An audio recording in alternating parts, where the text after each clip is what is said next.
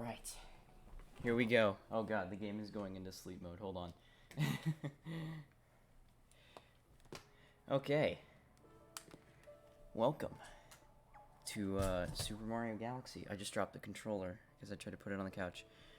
And we're off to a great start. Alright, let me test the audio as always before we get going. I'm very excited about this. Part of the reason I started doing Mario Mayhem in the first place was because I've been wanting to play this game on stream for a long time, and I was wanting to go back to it again because I go back to this game at least like once or twice a year, and so I'm really excited to jump back into it again.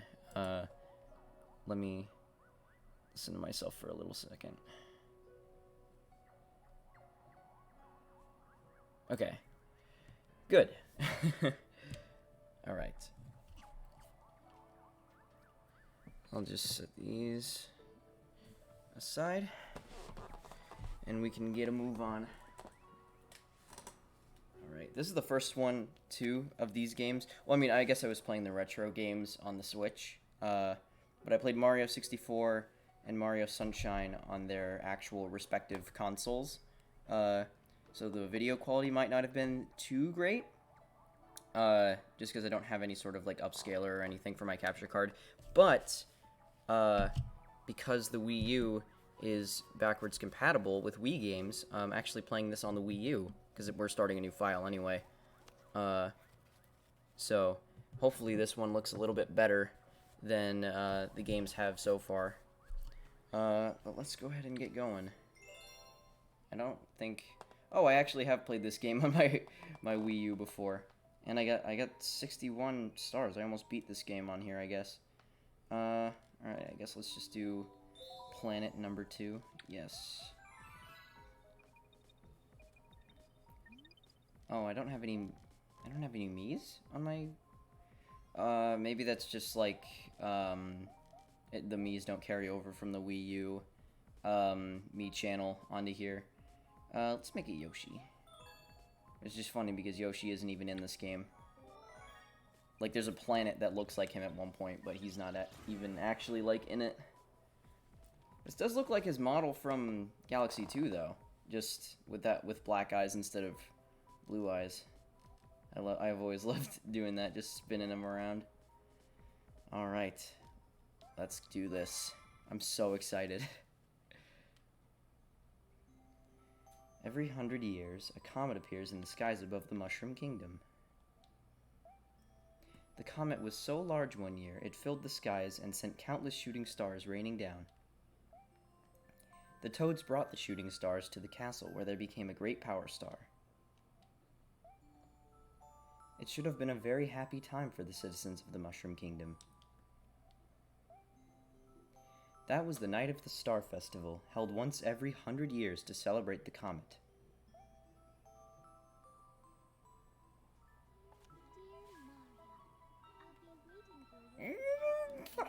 I'm very excited. It's very reminiscent of Mario 64's intro. Oh, there he goes! The lighting in this game is so pretty. Here we go! Oh man, this game still looks really good. I mean, maybe it's just because I'm playing it on an HD system, but this game looks amazing. Let's talk to this guy. The view from here is the best. I wonder if it's... Oh, that's really pretty. I'm just gonna stay here for a second because I have to text someone. But let's just enjoy this view for a second. So, as you're probably aware, I talk about this a lot. I mention it every single time I do anything. But this is, and will probably forever will be, my favorite game ever made. I just have, not only is it just an amazing game, but it's just, I have such a huge nostalgic connection to it, and like, it's just been such a gigantic inspiration to me in so many ways. So I'm sure you're going to be hearing me go far more in depth about the reasoning specifically the more we play. Should I'm gonna turn this down a little bit so it doesn't... I still want to have it on, but I don't want it to be like a huge bother on the stream. Okay.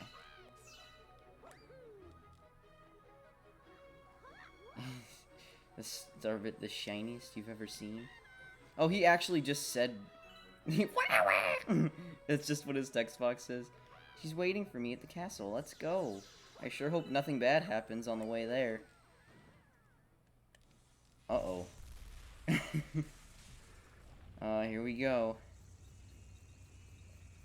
So, to give a bit more context, in case you haven't watched the other Mario Mayhem streams, my introduction to the Mario series was essentially, it was Mario World on the Game Boy, the Game Boy Advance, the GBA version of Mario World, and then it was Mario 64 DS, and then it was this game.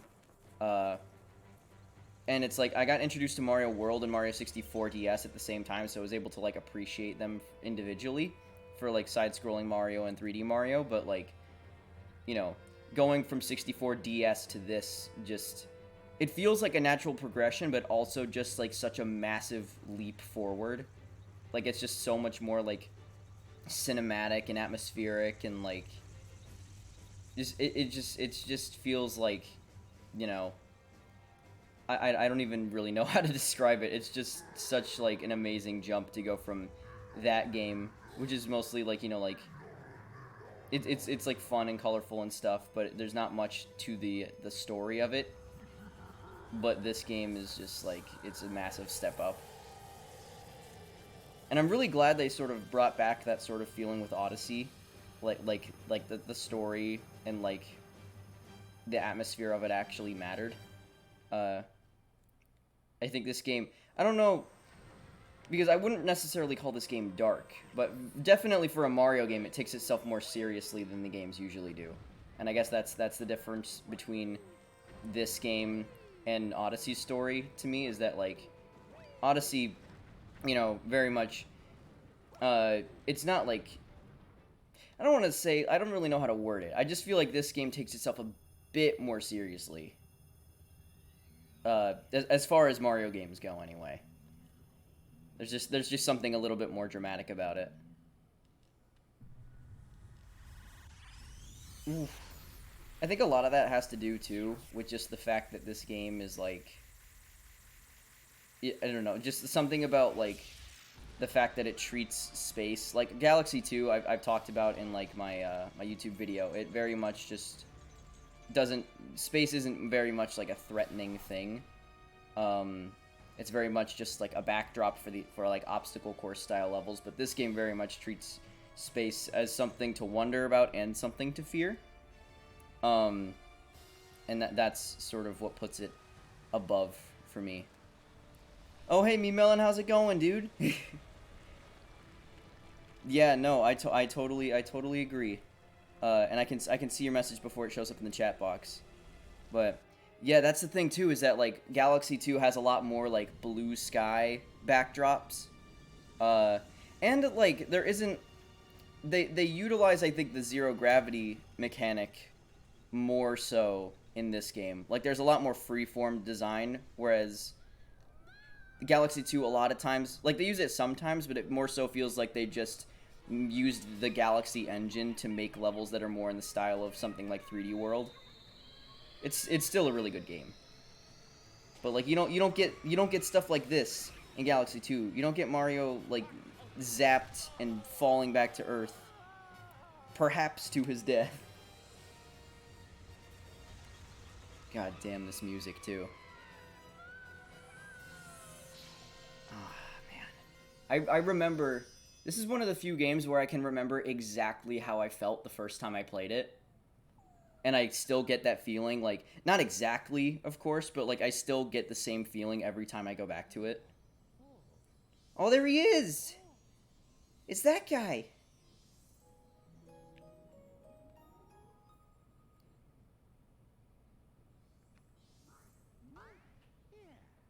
Finally, you're awake. Let's play. Okay. I already know what to do. Little did you know. I'm gonna get there before you. Oh, wait, I actually have to wait for him?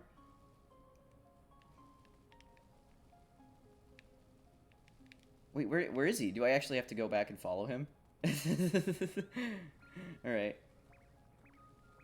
I'm getting a little ahead of myself. Oh, yeah. This is... I think my favorite track in the game is either Good Egg or... God, there's so many. There's so many. There's Good Egg, there's Battle Rock, there's Melty Molten, Galaxy. This is one of the few games, too, where, like, I can recognize the music tracks and actually name exactly what level they're from. Oh, man. See, like, it's just, like... I don't wanna spend too much time just like comparing Galaxy 2 to this game, because there'll be, I mean, you know, obviously we'll have plenty of time to talk about Galaxy 2's merits when we actually play that game, but like just like you compare this opening to Galaxy 2's opening, and it's like this game actually has like a sense of like wonder to it, and it like takes its time. It's like the pacing is like a little bit more like restrained, whereas Galaxy 2 is very much like there's 2 seconds of peaceful platforming, and then it's just like, oh, Bowser's there, and then he runs away, and then you're instantly in the first level. But this game, like, sort of, like, takes its time to introduce, like, the mechanics. I guess Galaxy 2 doesn't need to do that much, just because it is the second game. But even still, you know, I just feel like that sense of wonder just isn't there as much. Alright, there's the grass. I've sort of caught myself doing this when I play this game again, where I always get the beige Luma last, just because, like, I don't know, just because he's the first one, because I remember exactly where they all are. So they both tell you that they should hide in the crater, like, you know, they're supposed to give you hints, but like I always go to the crater last.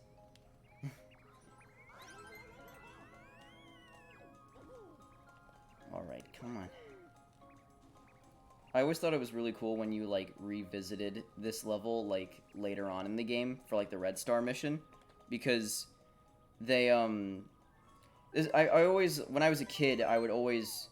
I talked about this a little bit in a previous stream, too, but I would always start new files in games that I hadn't even beaten yet, just because there was always... There's usually, like, a beginning portion of the game that you, like, can't really revisit. After you play it the first time. And I just thought it was really cool that later on in this game you do actually get to go back to this planet. There's the gateway to the starry sky. Oh, God, I love the Luma so much.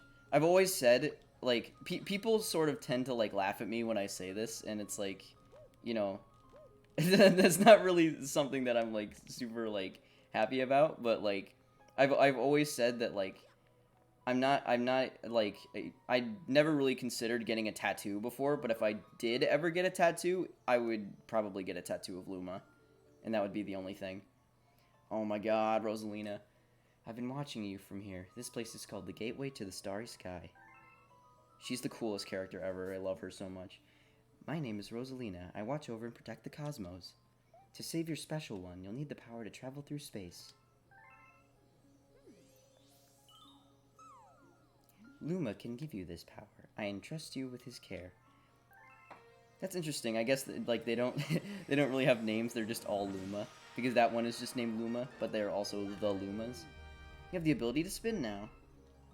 Disaster has struck us, just as it has visited you. With Luma, I hope you can rescue the grand stars. May the stars shine down on you. Oh, she's so cool.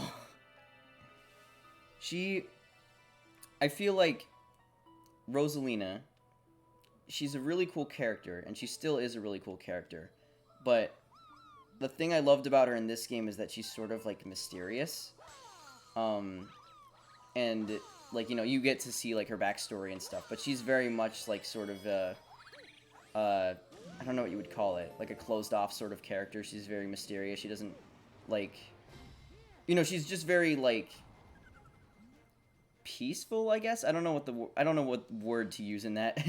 she's just kind of like, you know, calmer, I guess, than your typical Mario character. But then, like, you know, they started including her in the other games, and then she just became, like, you know, she's still calmer than the rest of them, I guess. There's still a little bit more mystery to her, but she does very much just act like a typical Mario character now. And that's sort of, as much as I enjoy her being in more stuff, that sort of makes me sad that they just treat her like another Mario character now. Because she had, like, you know, this air of mystery to her in this game, and that's just sort of gone now. Oh boy, okay. This is a spectacular first level too. Like, just it goes from, like, being super calm to, like, being intense. And I talked about this, I keep referring back to my YouTube video, which I'm surprised I don't hate by now, because I made it a long time ago, and I usually, after a few years, I'm like, I'm not really a fan of the stuff I did before, on my YouTube channel, typically. But that's, like, one of the videos where I'm still, even though there's things I would fix about it if I could go back and re-edit it, I am very much still proud of that video. And that's one of the things I talk about, was that, like, you know, this first level, like, expertly communicates what the tone and atmosphere of this game is going to be. Alright. Oh yeah, totally. The storybook is one of my favorite parts of this game. And it was always just sort of a cool thing. Like, I just always really liked the library, like, going there when I was a kid. The Comet Observatory is like as much as other people don't really seem to think so, I really love the Comet Observatory as a hub world. And it was just really cool, like, after you beat a level or something, like, to just, like, calm down a little bit and go to the library when you've unlocked a new chapter to get a little bit more backstory. And that's sort of something that a lot of Mario games tend to lack, is just, like, a little bit of a deeper storyline. And, you know, of course it is optional, but for, like, people like me that value that sort of thing, like, that's a really neat addition to the game. And I'm really glad that it's a thing at all. Alright. Okay, I'm coming. He was trapped, but then he just goes back down the pipe. We've been waiting for you. Oh, jeez. It's interesting, because this is really the only time that this is sort of a thing in this game. It's like, you know, you obviously you get the implication that the bad guys are using the Grand Stars to power up their evil schemes, but this is sort of the only time in the game you see it actually, like, being drained. I think that's an interesting concept, because they're actually, like, okay, wait, let's see if I can avoid this Luma's. Aw. I was gonna say, let's see if we can avoid his dialogue box, but I think in order to stand on that one, you actually need to talk to him.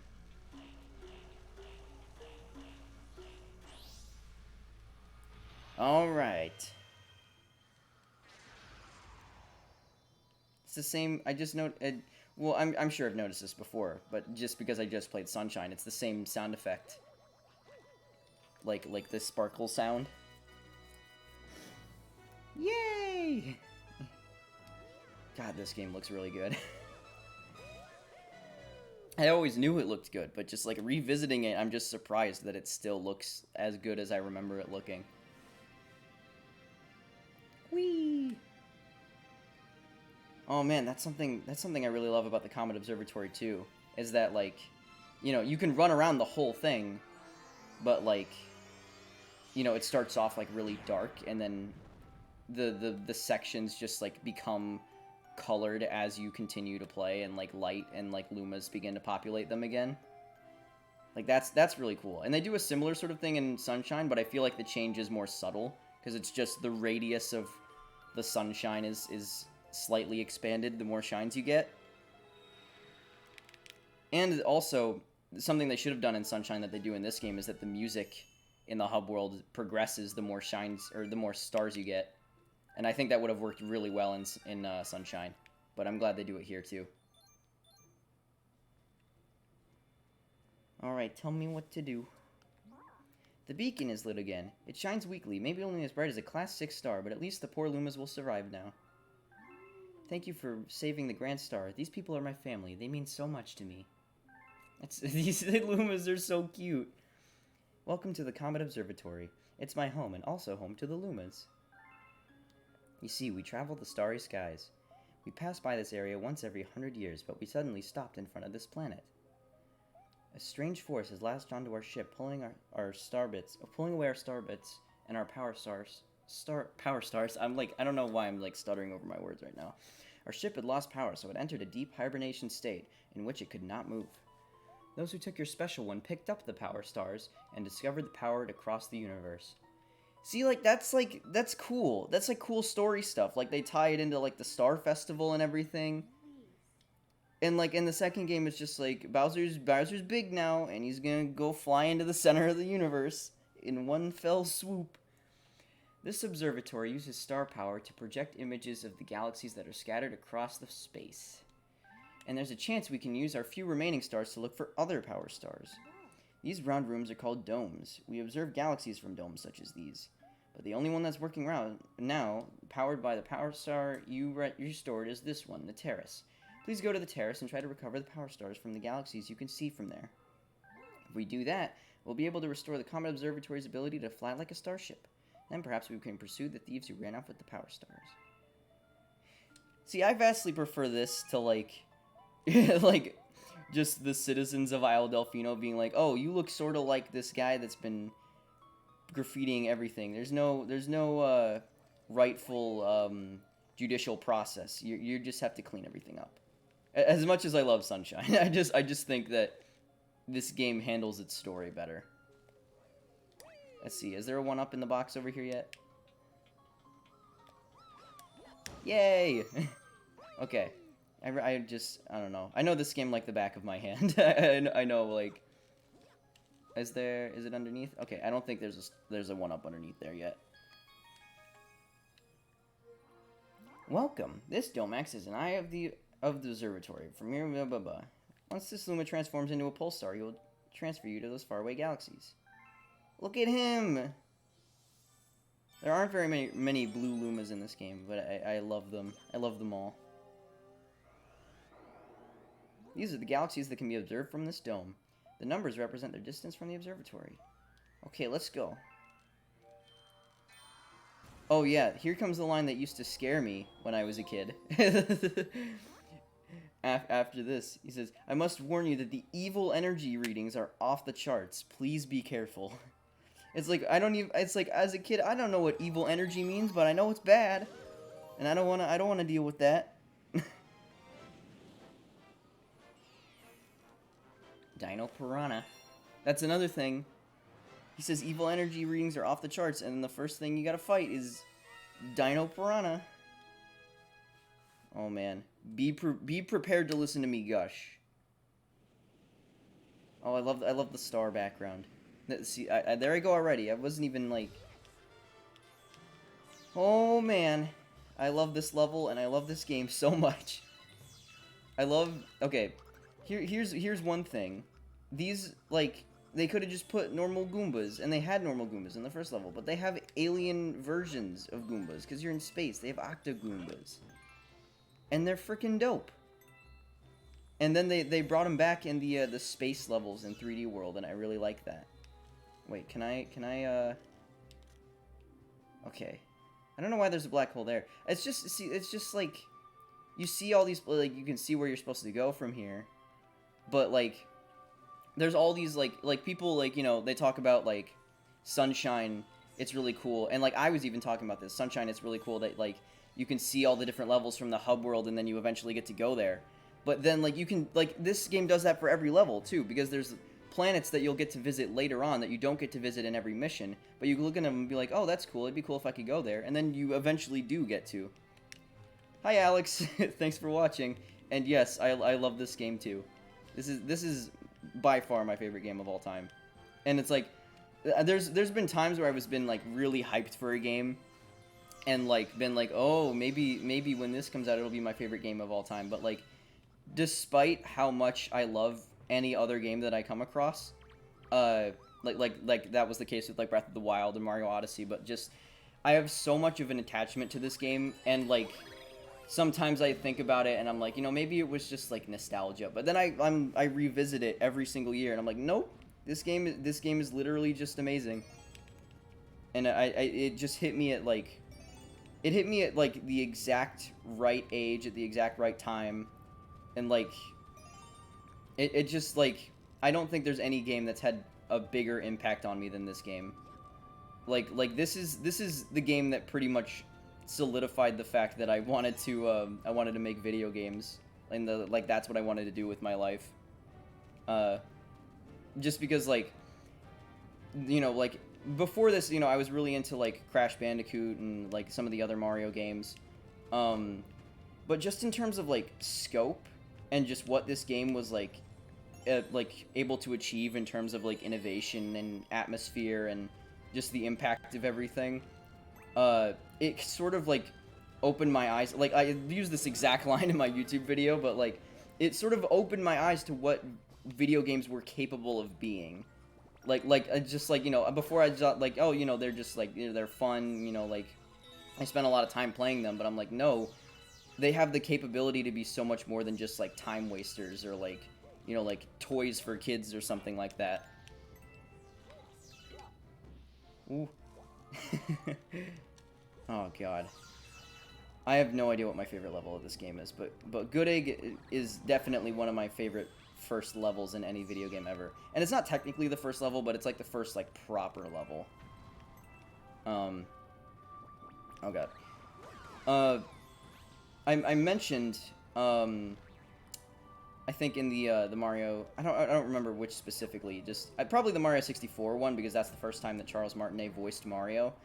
But I remember the second time, I think I told it to him, like, both times, because obviously, you know, he meets so many people, he probably wouldn't, it was highly doubtful that he would remember me specifically, so I probably told him both times, but, just, like, you know, he's such a big part of my childhood, and I told him, I'm like, Mario Galaxy, like, is the game that made me decide that I wanted to make video games, and that's what I wanted to do with my life, and it was, like, just such a big inspiration, it was, like, such a massive force of, like, positivity in my life for such a long time.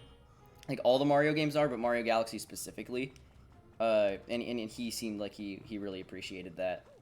I had the pleasure of talking to him for longer than probably most people did, because every once in a while I get to work at conventions with my uncle, because my uncle has sort of like a traveling sort of, it's sort of like an oddities and fossil store, and he takes it to conventions a lot of times, like even conventions where it's like, you know, they're mostly pop culture stuff, because, you know, he's able to relate it to stuff like Jurassic Park and that sort of thing. But we were working at a convention in Miami, and our booth was set up right across from where Charles Martinet was, and before the convention, before the show floor actually opened, he was there at his table, and I was hoping that I'd get to meet him, but I was upset because his schedule, like, it seemed like he was only going to be there on Saturday, and that was, like, the busiest day, and I probably wouldn't have gotten a chance to go over there and talk to him. But he ended up being there Friday, too. And so he was there Friday before the show started, and I was able to go over and talk to him for a while. And, like, you know, I still, you know, there was still, like, you know, I paid for, like, the photo op and everything so I could take a picture with him.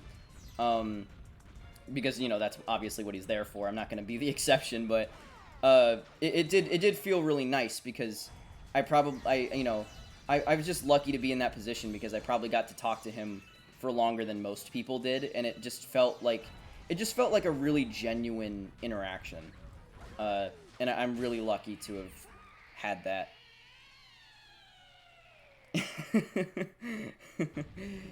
Yeah, dude, I totally agree. I feel like that's not something I realized as a kid.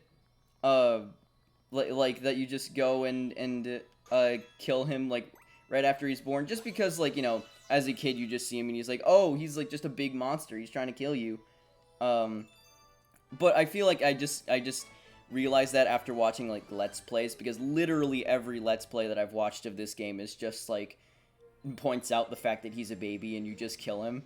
And I'm like, oh, yeah, that's true. And that's the case for a lot of bosses, too. Like, they literally do the exact same thing in Galaxy 2. But they call him like Pee-wee Piranha. So it's even more like, at least this one was called like Dino Piranha. So you're like, okay, he's like a threat. But like the other one's just Pee-wee Piranha, and you get the sense that his shell is sort of like his diaper because it keeps it on him. And it's just like, okay, yeah, no, you were literally just murdering a baby. Okay, yeah, he's gonna teach me how to shoot star bits, but I was already doing that. Alright. Eat up. The B button on this Wii remote that I'm using is a little bit stiffer. So it's a little bit harder to shoot star bits. Mmm, tasty. Those little morsels might be for this lesson. I always imagine that star bits sort of tasted like I don't know. Like when you look at them, I imagine they taste like Jolly Ranchers or something like that. But like when the Lumas talk about them, I always imagine they taste like chocolate chips or something. Whee! Oh man, okay, what's a snack of... Oh yeah, that's actually like... Yeah, that makes sense that he would teach you how to do it right before you do this mission, because you literally can't beat this mission unless you know how to do that. I love the Hungry Luma. I used to just like... because I remember when I was a kid, I used to play this mission, and I would get to the part where you go to where you actually have to feed him and not have enough star bits, because I just ran through the level. So when I would replay it, I would just stay at the front on this planet and just farm star bits, because like there's the comets that come down and like leave star bits behind, like that. But they actually they give you plenty of star bits on the planets that you visit before you go to the Luma, and I guess I just never realized that. So that's the better way to go about it, I think. It's less tedious. They know what they're doing. They know what they're doing. Alright. Blue Luma. You don't mind sharing your snacks, do you? I think it'd be funny if like Lumas really love star bits, because that's like their whole thing. But just like everyone else thinks they're really gross, and he's just like, no, I don't mind it at all. You can have as many as you want. Alright, am I gonna have to make a thing to get off this planet? Or is it just gonna be a situation where the star is just sitting around? I think I saw a star chip in a crystal. Okay, yeah. Oh wait, no, it's just the whole star. Okay.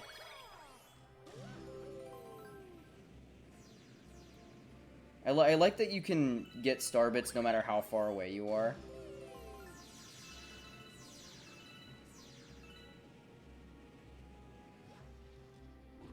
Okay, I need 2 more. There we go. 1 extra for your trouble. If you feed me a bunch of star bits, I'll burst with snacky happiness and then transform. Alright, here. I used to... going back now, 100 star bits is not really hard to achieve. But I remember the first time I played this and being like, 100 star bits? That's so much! How am I ever gonna find that many star bits? They reused that exact same planet in Galaxy 2, and I will be sure to point that out when we play that game.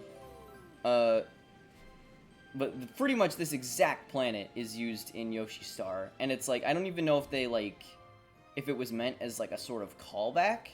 I mean, perhaps. I mean, it's part of the cool thing about Galaxy 2 is that, like, spoiler alert, but, like, at the end of this game, everything is redone, and, like, the galaxy is reborn or whatever, so it's, like, it's cool that there's certain things that are familiar that are just, you're like, oh, I recognize that, but it's just slightly different than I remember it. So in that aspect, it's cool, but at the same time, it's just, like, the fact that it's, like, there's no, like, fanfare to it. It's just, like, oh, here's just a planet model that we had from the first game that we're gonna reuse to fill in space. I mean, that's, like, the cynical way of looking at it. Like, in all honesty, they probably knew that people would recognize it, and they didn't do it just to be lazy. But, it is possible for people to look at it that way, I guess. I don't think I really thought twice about it when I played Galaxy 2 as a kid. Oh man, I always really liked this planet just because there isn't too many side-scrolling sections in this game, but I always like just enjoyed the fact that there was a side-scrolling section at all, because I don't think the other 3D Mario games really had sections that were just like 2D. And I was just like, you know, plus I really liked, you know, like Mario World, and like, you know, later on I really liked New Super Mario Brothers. So it was just cool to me that there was a 3D Mario game that had side-scrolling sections like those games. God, I remember just thinking about like Galaxy 2 and like where I was when that game came out. I mean, I'm sure I'll talk more about this when I actually play that game. But between that and like Smash 4, like those were the two games that I've been most excited for in my entire life.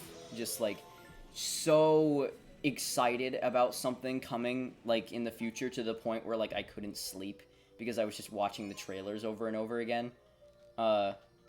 Because when I was a kid, I didn't really know how to go about keeping up with gaming news. Basically, I would just go into a game store, and I would stick to franchises that I knew for the most part, or that like friends showed me to discover new stuff.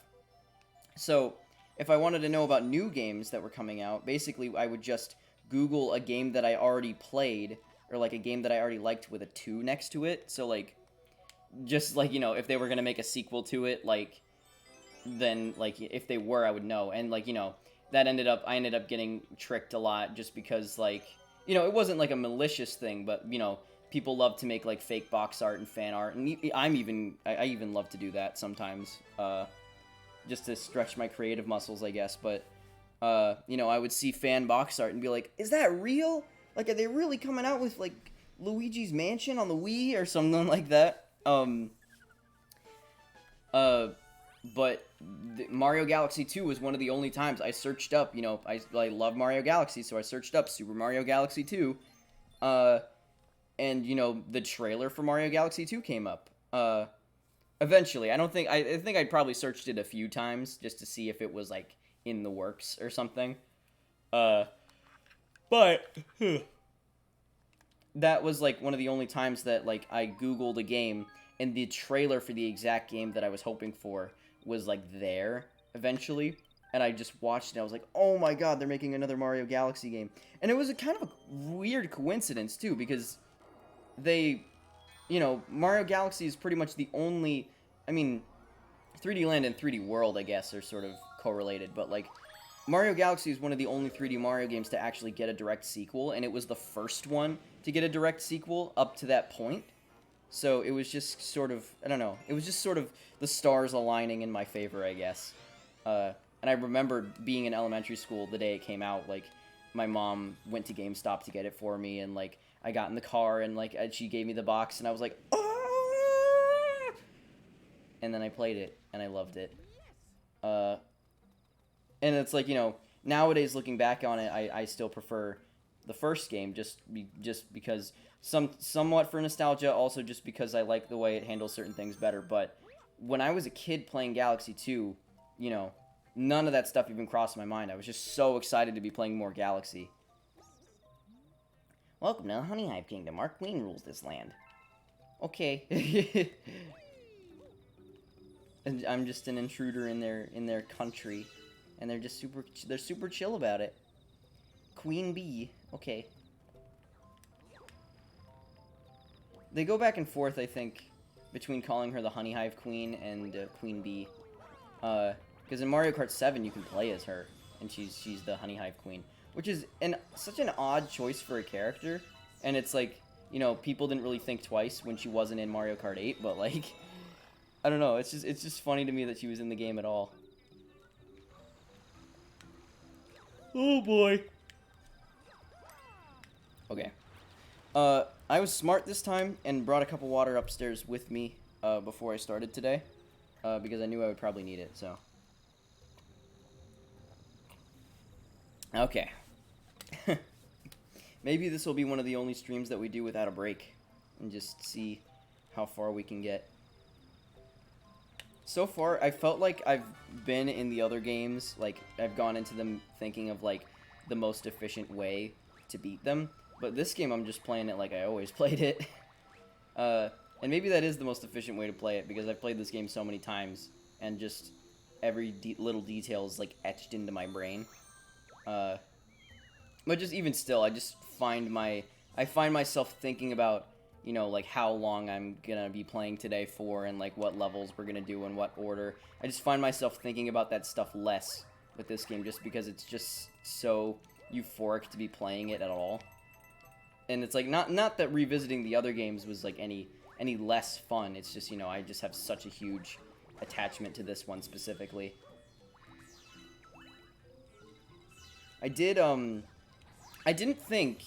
I found this surprising, because I didn't think it made that much of a difference, I guess, until I actually went back and revisited them. And I'll go into more detail about what I'm talking about, because I know it sounds very vague right now. But you know, I grew up with the Mario Advance versions of a lot of classic Mario games, like Mario World and Yoshi's Island and Mario 3. And so those versions of the games are the versions that I remember. So just certain little details about, like, you know, the music and the voice clips and just the sound effects and that sort of thing, and just the slight differences in the visuals. It's like, when I played the SNES version of Mario World, it's like that stuff didn't really strike me as being all too different, to the point where it was like, you know, I could prefer one version over the other, or have more of a connection to one version than the other. But I was playing, I just got the first Mario Advance game on the Game Boy Advance, just because I wanted to have it, because it was the only one that I never had. And I was playing it yesterday after I got it, and you know, just like little things about, like, the game selection music, and like the voice clips of Mario being like, "Hoo hoo, just what I needed," and like just little details like that, just like they were so etched into my mind that, like, I feel like I have more of a connection to the Game Boy versions than, like, the SNES version, and it's like those are the versions that I prefer, just because of my nostalgia for them. And, you know, they are essentially the same game, but it was just funny to me, going back to it, how much of, like, an impact that sort of stuff has on me, even though, when you really think about it, it shouldn't be that big of a deal. It's just, like, just little touches like that. It's just the stuff you remember. And who might you be? A physician, we presume? I did not know how to read that when I was a kid. No matter. We are in the most vexing predicament and require assistance. The most furious itchiness plagues our entire being. I love the idea that just, like, you know, they're all, it's just a kingdom of bees, and if there's a problem with the queen, it's a problem for all of them. It's just like the queen wakes up and she's like, "I'm itchy." And then the kingdom is like, "Oh god, the kingdom is in turmoil because the queen is itchy." My thanks, you have shown bravery, newbie. We trust that we may rely on you in the future. I'm so brave for scratching her itches. Oh boy, here we get the first appearance of one of the best Mario characters. It's Captain Toad. Ah! A bee! What, Mario? Hey, too, we escaped from Peach's castle, too. But then we thought Bowser would get us, and we got lost with Luigi. Oh, I just remembered, we found a power star. I'm sure you need this, so here, take it. Oh my god, that hurts my throat. Remind me not to do that again.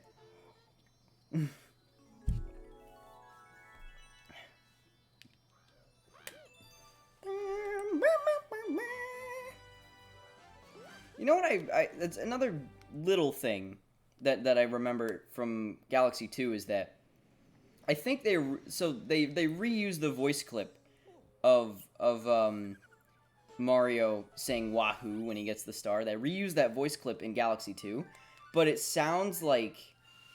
almost sounds like he's saying it through, like, a radio or, like, a walkie-talkie or something, and I never was able to tell whether that was, like, an intentional choice, like, to make it sound like he was, like, an astronaut, like, contacting, like, home base or something, or whether it was just like they used like a really compressed low quality version of the sound effect just by accident.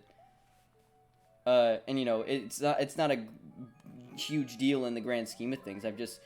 I've always just been curious about whether that was an intentional thing or not. Okay, let's see what Toad has to say. He keeps his headlamp on even in brightly lit areas. Somehow we made it too. We don't know how. You can count on us, Mario. Oh, shit. Okay. Oh, wait. You can't actually die in the Comet Observatory. You just get bubbled. I always liked doing that. I liked going to the top, like, later on when you can go all the way to the top. I would always go to the top and then just try to jump all the way down, like, into the pit and get carried up by the bubbles. I just thought it was fun. Alright, I think the next boss is the honey hive. Or, no, not the honey hive. Of course it's the honey hive. It's the big bad bugaboom. Oh. Well, no, it's bugaboom is a different one, actually. You defeat it the same way, but that's the one that, like, has its own, like, tree and stuff. This one, you just go to the top and kill someone's baby. And yet another instance in this game of killing a literal newborn with no repercussions. The rock just fell from the sky. It was scary. I like that, in the one mission where, like, the bugs, like, take over, they have, like, a more intense version of the music track. Just because everyone's, like, scared and it's just chaos. Oh, I just did the targeting, the homing spin by accident. I don't think you can do it unless you have something to actually target onto.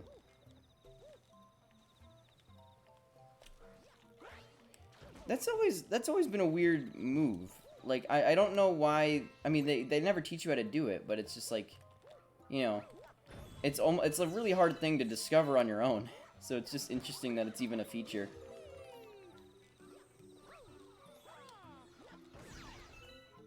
I gotta say, I really love the spin move in this game, and just, like, you know, people, like, a lot of people that talk about this game, I guess, tend to prefer, like, the quicker controls, the less floaty controls of, like, 64 and Sunshine, I guess, and I totally get that. But just something about, like,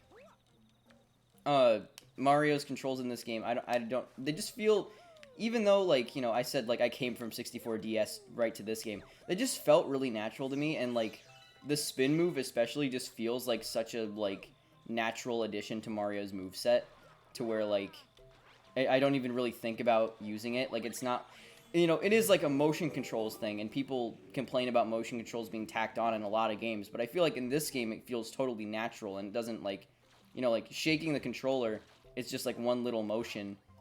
And I never really felt like it was, like, annoying or, like, you know, just not well implemented in any way. It just always felt, like, really natural to me. Like, as opposed to a lot of other motion controls. Like, I feel like Mario Odyssey, I only really used motion controls for one moon, because it was only really required for one moon. Which is, like, the one where you, God, the sound effects and stuff are making me lose my train of thought. The one in the desert level where you have to use a bullet bill to break open a block that's, like, far away, and the only way to get there fast enough is to shake to go faster. That's, like, the only time I think motion controls are required in that game. But I feel like the motion controls in that game feel a little bit more tacked on, just because the Switch, despite having motion control capability, it wasn't really built around it. But the Wii was built around motion controls, and the spin move is such a small thing to where, like, it doesn't feel, like, out of place to do it. It just feels like a really, like, again, another just natural addition to Mario's moveset, especially for this controller setup. And it does, like, make me wonder, if they were to port this game to Switch, would they, I mean, I'm assuming, even though you could easily have the motion controls be done with the Joy-Cons, it does make me wonder if they would map it to a button, because obviously if you're playing in handheld mode, they don't want people to have to shake their entire Switch every time they want to spin, because then you would probably, like, you know, you'd probably drop it, or, like, it would just be annoying all around. Oh boy, I discovered a new galaxy.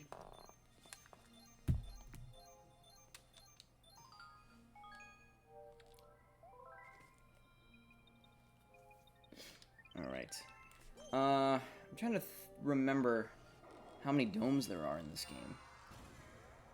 Because I think, as much as I'm familiar with this game, I almost feel like this game is going to take even longer to complete than Sunshine. Maybe not. Maybe it's, I'm just being a doofus. But, I don't know. I feel like, you know, the fact that we're, like, you know, obviously this game is structured way different than Sunshine, so it's not exactly the same, but we've been playing for an hour, and we have 5 stars, which is, it's not bad, but, like, you know, if we're gonna need 70 stars to beat the game, I mean, there's obviously stars that are gonna be quicker than others, but, you know what I mean. Oh god. Yeah, here's something they would definitely need to change for the Switch version. Oh, right, I forgot. I was just pressing A to try to skip the dialogue. Even though this does sort of feel like a tacked-on sort of motion control thing, I always felt like this and the golf ball thing with the star in it. Wait, what did he say? Oh, yeah, it's A to move forward. I was, like, trying to tilt the controller forward. Just the fact that, like, even without Wii Motion Plus, I feel like this was just able to feel... It just feels really accurate to how you tilt the controller. Like, you can tilt the controller very slightly, and it still feels like it's, like, you know, just enough to where it's, like, responsive and it doesn't feel like, you know, a button press, per se. It feels like you're actually controlling it, as opposed to, like, you know, you tilt left and then you just turn left statically, with no, like, sort of easing into it. I always did wonder, I mean, I guess, the penguins can, like, swim through the water, but this is definitely one of those levels where you look at it and you're like, how do they live here? Because there's no food. It's just a loop of water and then a couple platforms. I mean, unless they have the ability to fly through space too. Okay, I'm trying to read what you said, but I'm also trying to pay attention. I'm trying to read it out of the corner of my eye. Okay, I'm almost there, and then I can... Yeah, this one isn't that hard. Okay. Oh, yeah. They were able to perfect, like, water levels in, like...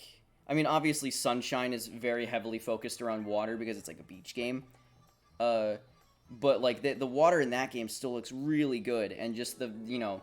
The fact that this game is on better hardware and stuff, they were able to take that effect and make it look even better.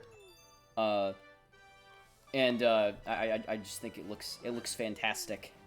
And especially, you know, like, levels like Beach Bowl and stuff like that. Just, like, the beach levels in Galaxy 1 and 2 always look really good. And, like, that's another thing, too, is that, like, you know, people tend to complain about water levels in games. I feel like Sunshine... especially being a game focused a lot, like, around water, they were able to, you know, not make the water levels, like, tedious or whatever, break up the pacing, and, like, I feel the same way about this game, too, like, even though you swim slower in this game, you know, they have, like, the shells and stuff, the water levels never struck me as, like, lesser than the other levels, I guess. Hi, Lettuce Ranch 69. I don't know who that is, but thank you for watching, and thank you for your glorious contributions to chat. King Caliente. Oh yeah, this is the freaking Squid Man.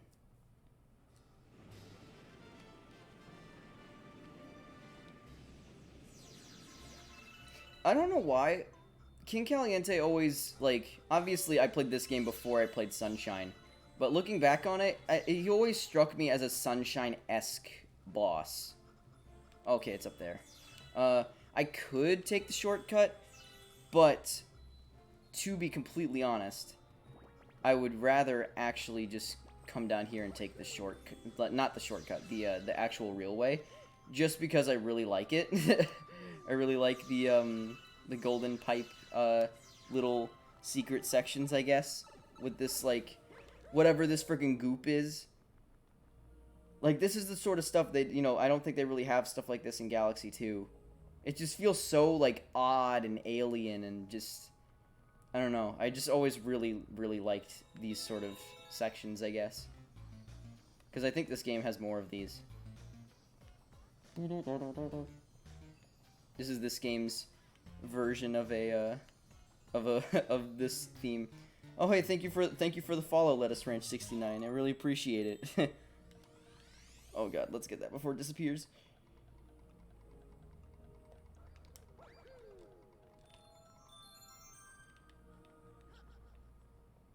All right, okay, so I had my follow tone so that I can hear it.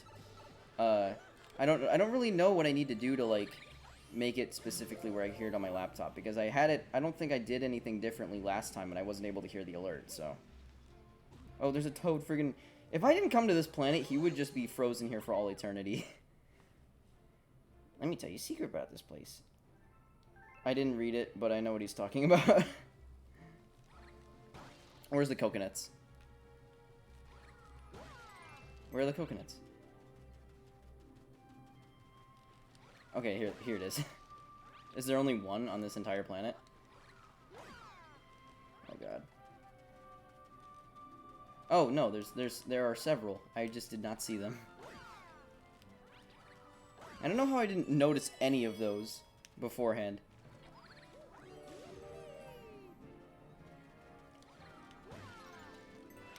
Oh boy, this is like the one Pokey in the entire game. There might be one in like the desert level, but like it's very much in the vein of like the Koopas in Mario 64, where there's only like a few of them, even though they're like staple Mario enemies. Damn, I just did all of that without touching the ground. Ooh, okay, not yet. I wanna get the shit in here. That's the one that looks like a real asteroid, and then you go inside and it's like plastic and fake. These Goombas literally only exist to die.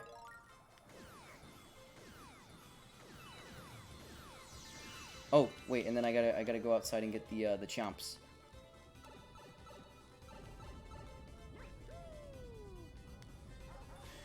Did they give me anything, or is it just star bits? I don't know why. Every time I get to this part, I feel like it's like gonna be like the spinning tops level, or like when I see the airships, I think it's gonna be. Oh, I did not think I was gonna actually make it over that jump. But then I see the airships, and I think it's gonna be like the wizard. I think Camella is the name of the purple wizard that's in this game. But these are they just serve as platforms.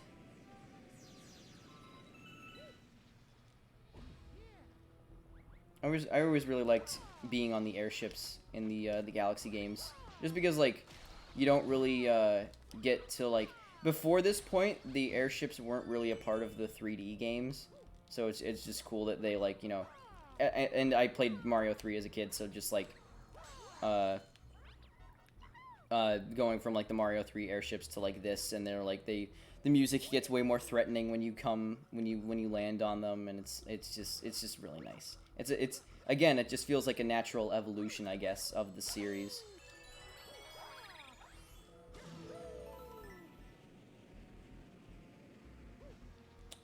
All right. Yeah, see, this looks like a military base, but it's like just a creature. There's big danger. See, like they play up stuff like this to be like super threatening, and it makes it scarier. They never show the top of this planet until you actually get here, which I think is really cool.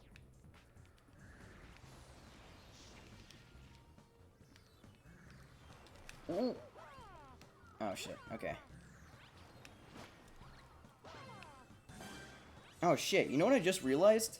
Lettuce Ranch 69, if you're still here, you're my 50th follower. So thank you very much for that. On the path to affiliate, that's a pretty big milestone. So, thank you very much for following me. I just figured once I realized how big of a deal that was, that was probably good to let you know.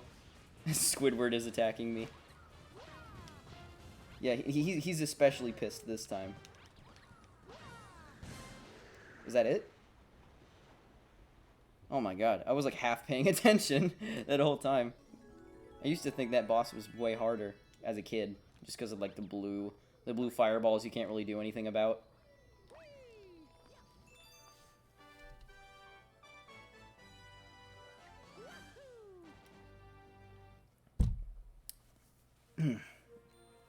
Alright. I know last time I checked we had 5 stars, so is that going to be our 7th? Okay, yeah.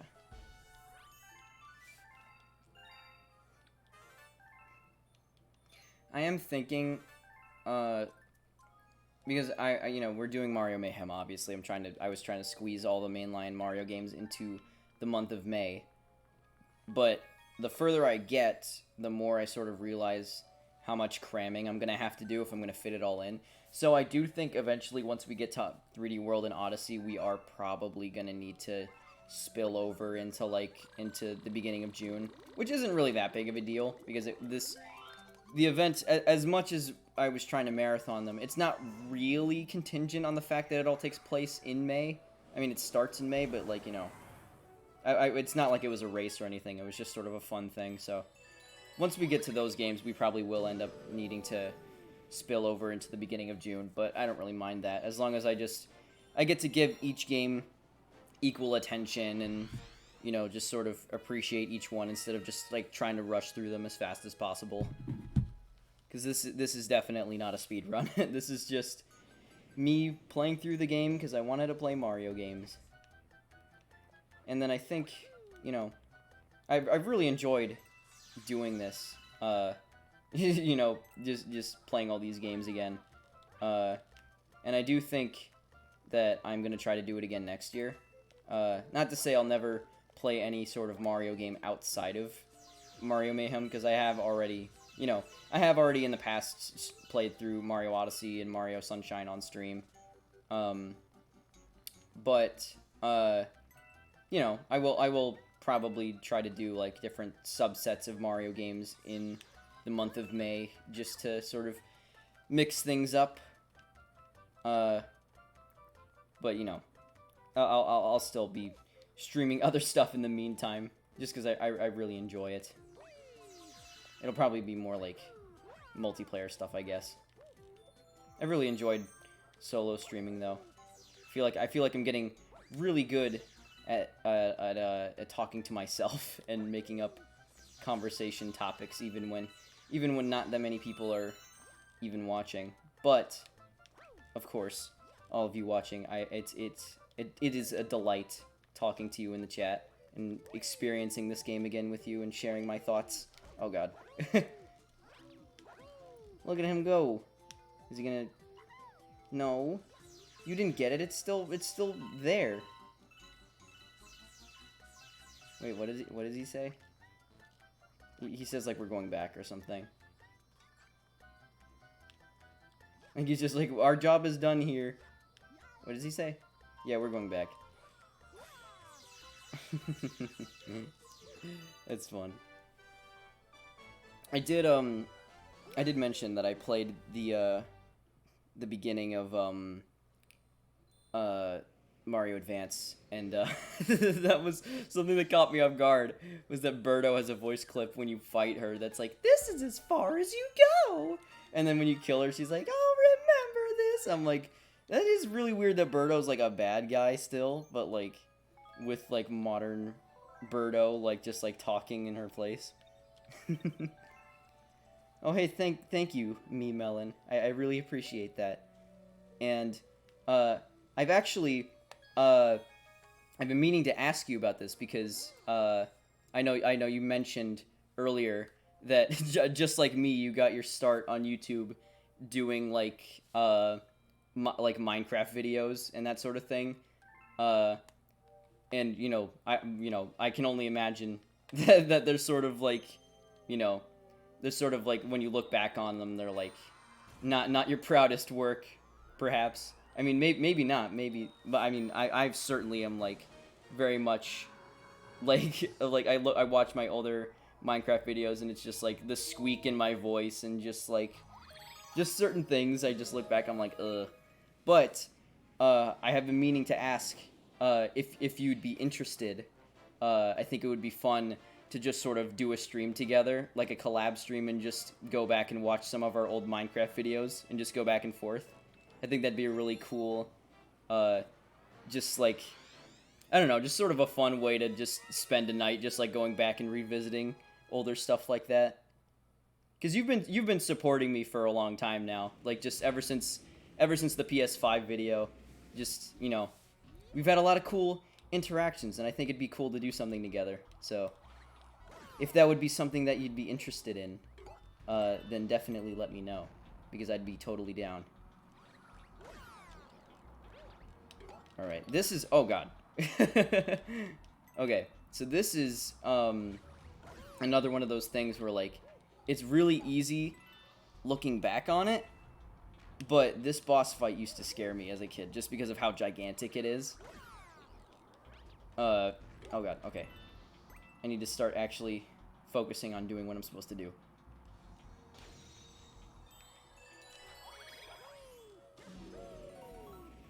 Oh, and there's the... It was always... It's funny to me now, looking back on it, that, like, when you fly through the air, like, the star bits surround you. But in Mario Galaxy 2, you, like, smash through a giant star bit with your face, and it, like, looks like it really hurt, but I think it's better than just, like, the star bits appearing out of nowhere. You made it! But I won't even need my dad's help to take care of you. God, I love Bowser Jr. I love that he became a regular after Sunshine, because he could have easily just been a one-off character. Alright, cool, dude. We'll set it up soon enough. Just eventually. I'm sure we'll form more of a plan soon enough. But that would be really fun.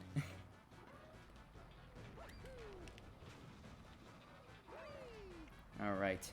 Yeah, it's like, they make such a big deal about how big he is in this level, and then you just sort of like, you can immediately run up the side of him, and he can't really do much about it, other than just shoot bullet bills at himself. That is sort of a scary thing, that, like, that is very much his brain, and you're just, like, blasting your way into it. Okay. Yes, breakthrough. Oh, God.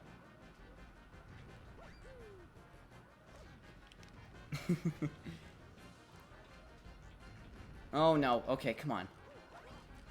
I'm trying to do this the easy way. There we go. Perfect. I've never actually done it that way before. I always break the outside fence and then break the brain. But I guess that's just the easy way to do it.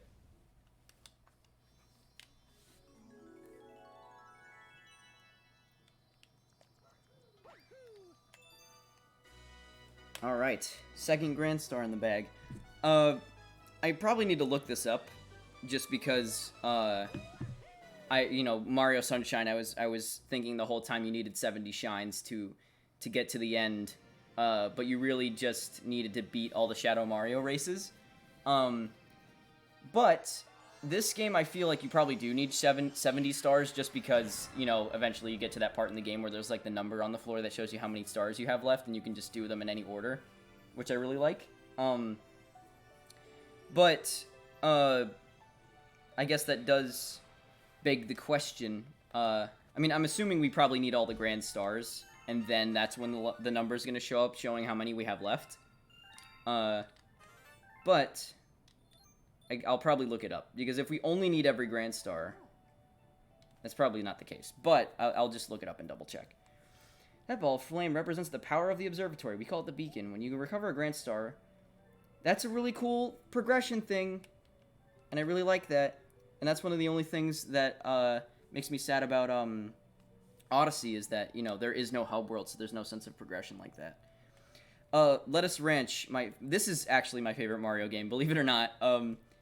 This is, you know, I've been playing through all the Mario games, and, like, I love all of them, except for maybe, like, Lost Levels or something. But, yeah, I love pretty much every Mario game, for a variety of reasons.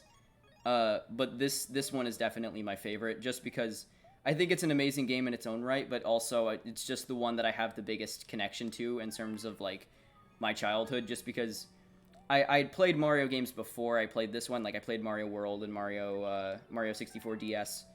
But this is sort of like, you know, it was such a grand leap forward from those games, and it was, like, just mind-blowing to me to play this as a kid and, like, realize the potential of what video games could actually be.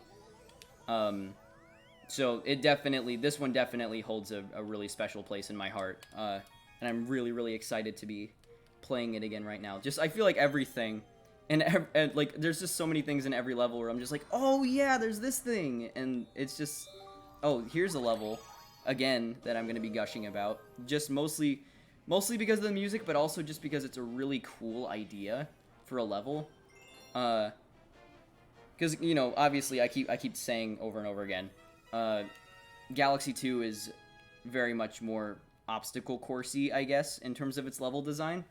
Whereas this game, I feel like each level is more so its own world.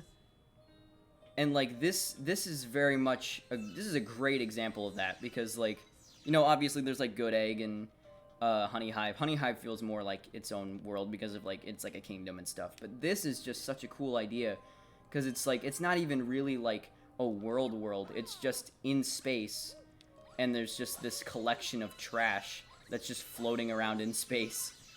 I think that's a really cool idea for a level, and it's like, I feel like it really takes advantage of the fact that the game is set in space. Like, you know, Mario Galaxy 2 just takes advantage of the mechanics mostly, and then this game, I feel like they really sort of sat down and they're like, okay, this is a Mario game set in space. What are some cool space-themed levels that would work in a 3D platformer with gravity mechanics? And this is very much, just in terms of, like, atmosphere and just the design of it and how it works together with everything.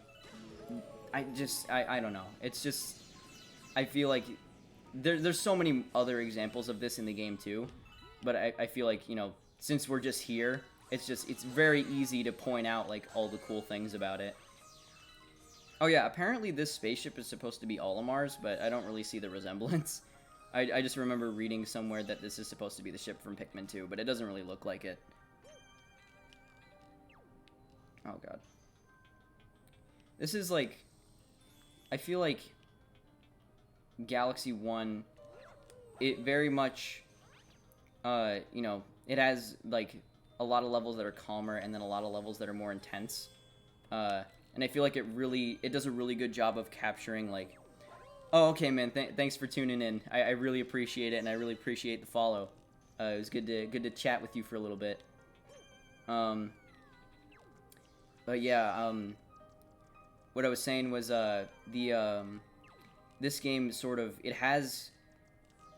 it goes back and forth a lot between having more intense moments and having moments of calm, and I feel like, again, in terms of the space setting, it represents it really well.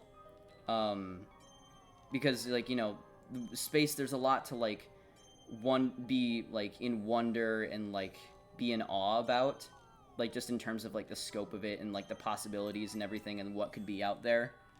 But then there's also a lot to be scared of, because, again, you know, what could be out there? It could be a lot of stuff that could hurt you, or, like, alien races that are, like, scary to come into contact with and stuff like that. It's just cool to think about when you go from, like, a level, like, you know, like, Battle Rock is very much, like, on the more intense end of that, and then this level is very much on the calmer end of that, but they both feel like they fit. It doesn't feel like a jarring transition to go from one to the other.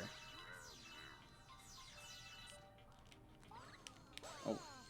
I saved him only to kill him.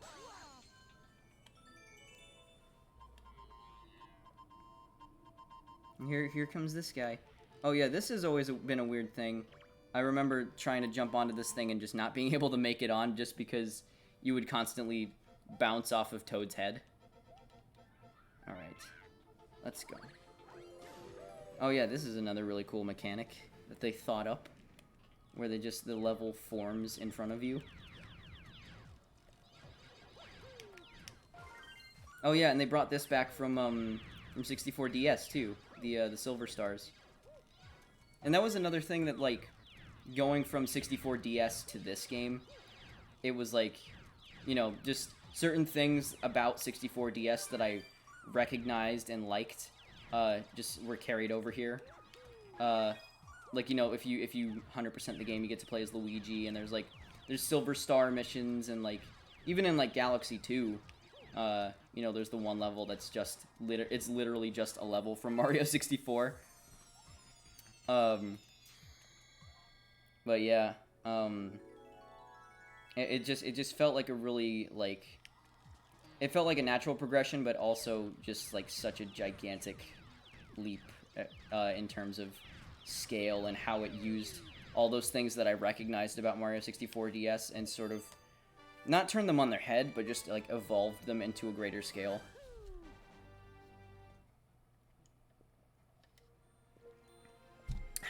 Alright.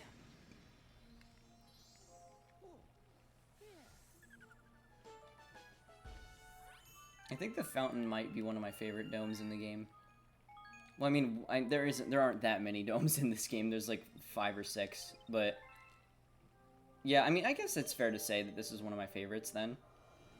Just because, like, it has like, mostly because of Space Junk, but also Battle Rock, and also, like, oh yeah, I think I was talking about this a little bit in the Sunshine playthrough, because I was saying, you know, like, most Mario games have at least one mission that most people seem to hate, and this game, that mission is very much the garbage dump mission, which they brought back in Mario Galaxy 2, and I feel like, I don't remember whether it's harder or not, but I just remember it gave me a hard time. Oh yeah, see, this is a prime example of what I was talking about. I'll just mention this real quick. Like, you come in, there's airships in this level now that was previously calm, but it doesn't feel jarring. It just feels like, you know, oh, space can be scary too. Okay, now that they've got that out of the way, back to Battle Rock.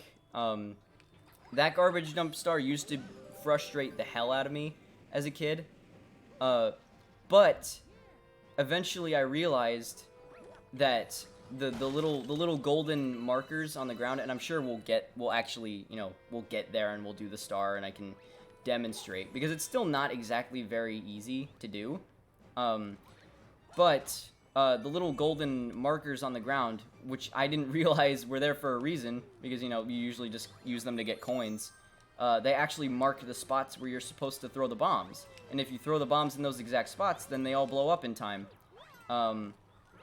And so once I realized that, I was able to beat it in one try. So that was just like, that was a moment where I was like, yes, they didn't communicate this to me, so it's not super crazy that I didn't know what to do, but at the same time, it's like, you know, once you know it, you're like, oh, like, I could have been done with this way faster than before. But yeah, I did very much intentionally, when I was talking about in the YouTube video, I did very much intentionally. Oh shit! I was supposed to use that to open the chest. I very much intentionally used footage from that specific mission when I was talking about how people say that Galaxy isn't perfect, because I know that's the mission that comes to a lot of people's minds. Yeah, it took so many tries as a kid for me to beat that mission, and then when I realized it, I was just like, oh yeah, you know what, I don't blame myself for not knowing, but at the same time, I just I don't know, like, I don't know how I didn't realize eventually after doing it that many times, but at the same time, it's like, you know, I don't know. It's just one of those things when you get frustrated, you don't really realize certain things like that. Oh yeah, this is also weird. This is like the only game where the Koopas walk on all fours. And it's weird because like it makes you think of the Koopas as more like creatures, I guess. Because they don't, they don't like look like they have any sort of personality. They just, they have their little walk cycle. But it's a weird thing. Voice crack. It's a weird thing for this game. Just because, like, even in other Mario games, like in Mario Odyssey and like the Paper Mario games, and you get to talk to Koopas, and they're standing upright and they have like personalities and stuff, and they're just like people. But in this game, they sort of treat Koopas as just like, just creatures. And I guess typically, like Goombas and stuff, they're treated mostly as creatures. But even in like Mario 64, like Koopa the Quick was a character, and like even the Koopas that weren't Koopa the Quick, they walked around on their feet, like on their hind legs, I guess. So you sort of got the impression that they were still just like people that inhabited the world. So it's just a very odd. It's not a bad thing, I guess, but like it is very much just an odd thing to think about when you look at the Koopas in this game walking around like animals. Oh, wait, I need that. Wait for you to do... Wait, I didn't mean to hit that guy. Don't spawn more, please. Please don't spawn more. Alright. Easy.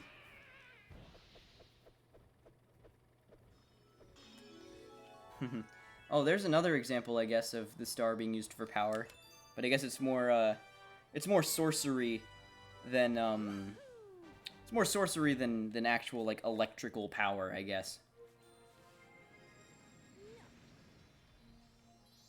Alright. Have I unlocked... Yeah, okay, her name is Camilla. Maybe it's a he, though. A lot of times, Nintendo gives like wizards like long fingernails and lipstick, and it's like it's like the Miss Pac-Man sort of thing, where like that's typically a feature used to sort of determine that a character is female. But they make a lot of those characters like guys, like Yuga in Link Between Worlds. I thought was a girl for the longest time, but it's a dude.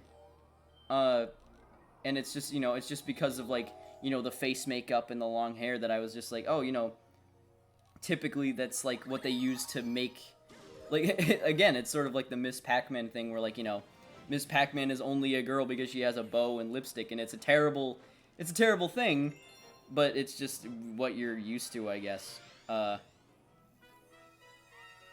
yeah, I'm pretty sure Camilla is actually a guy. I don't mean to assume anyone's gender or misgender anyone, but there isn't a whole lot of dialogue specifying in Mario Galaxy. All right, okay. Oh, it's Billboard. Oh, is he gonna give me the tutorial? I know what to do. All right.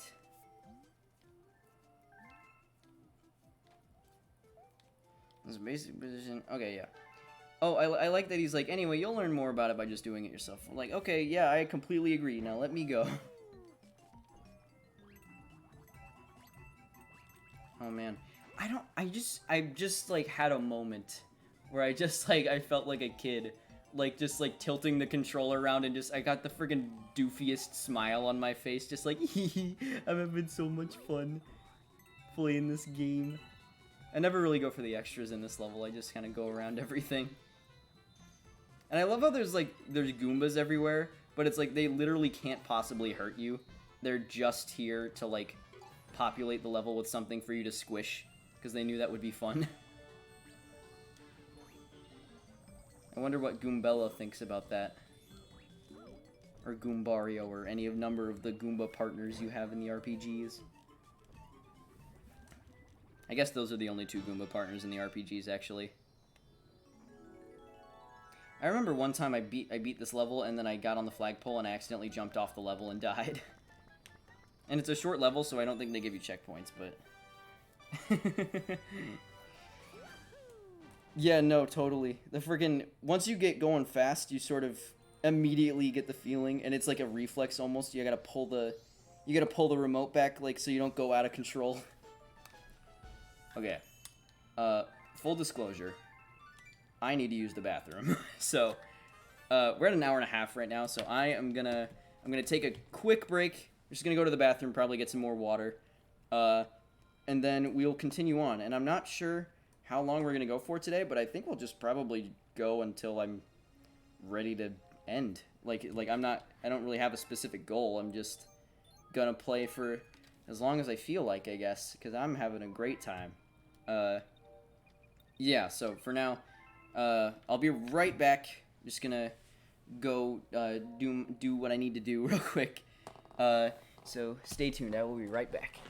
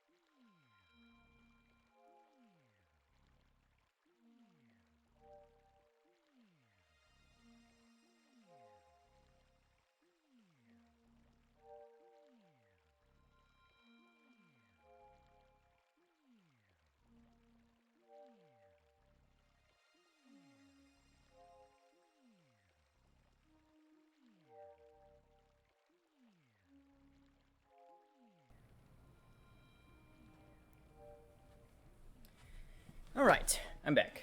Let me just make sure that my mic is working again. Okay. We're good. Okay.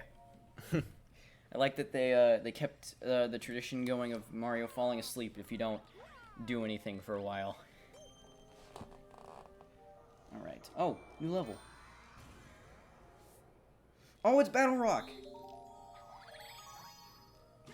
He really do be slipping though.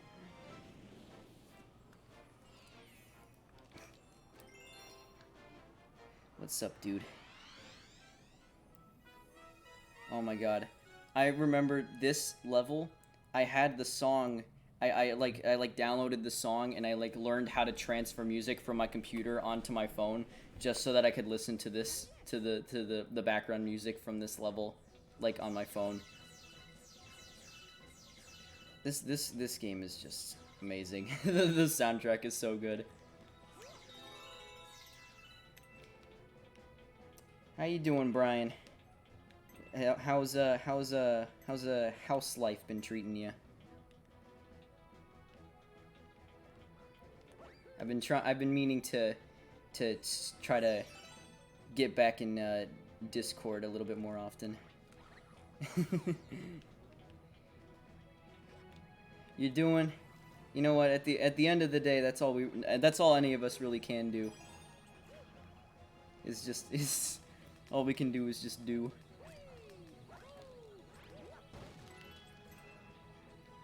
Yeah, I'm gonna try to be a little bit more active in the Discord.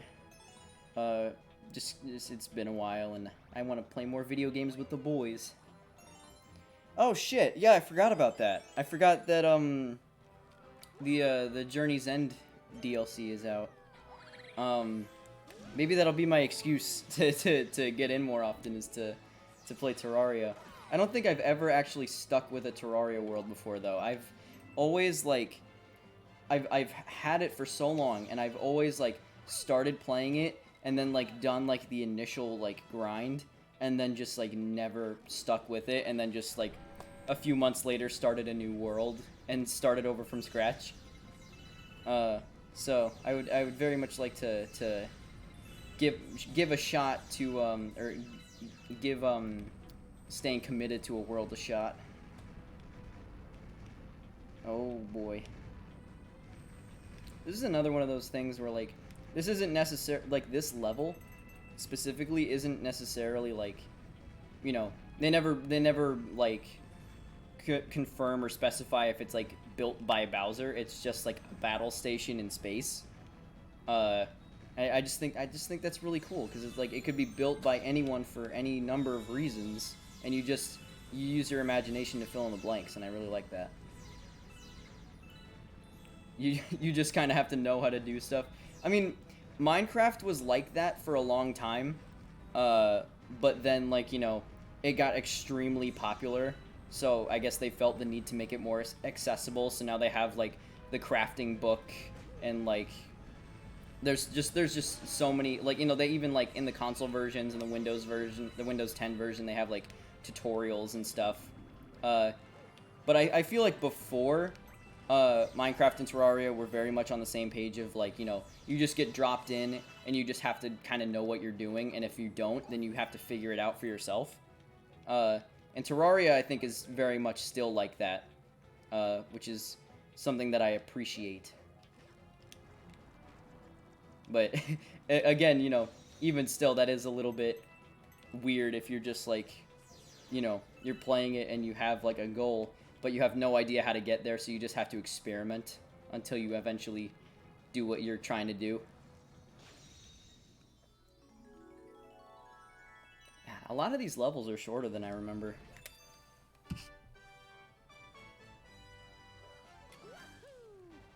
I guess this was sort of the transition to them moving, I guess, a little bit towards shorter levels, and that's the sort of stuff they have, like, in 3D Land and 3D World. But this is definitely closer to, like, the 64 and Sunshine style of levels. Yeah, dude. It's I love it too. I just really need to sit down and just commit myself to it. And I feel like if I did that, I would really enjoy it. I just haven't ever done it before.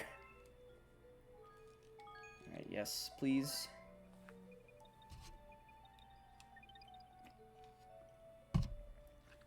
Alright. Is that, like... Oh yeah, I used to just avoid prankster comments. Just because, I was, like... It was another thing that sort of, like, scared me. Oh yeah, you know what? Maybe I will. I don't know if I'd probably be able to get on today. I don't know if you guys are planning to play today. And I don't know. I'm not exactly sure how much longer I'm gonna keep streaming, but I would very much like to join fairly soon. So thank you for the gracious offer. But yeah, I used to always move the prankster comments on a level I wanted to play because I was, like, scared of them. It's another one of those things that's, like, alien and you know, just, like, Just like something that's like unnerving to approach. Oh boy. You know what? that's a scary prospect, but I also almost feel like I will still enjoy that almost more, just because like recently, like when I've been playing Minecraft, I've been playing like hardcore worlds. Like we did like the one that I made the videos out of, and like we did another one on stream a while back that we never ended up finishing, but just these games that I've been playing for forever, I've become increasingly interested in like challenging myself in them, I guess. Just making it a little bit more interesting. So, Master Mode I feel like is almost a welcome change. Maybe it won't be when I start playing, but it's enticing at least.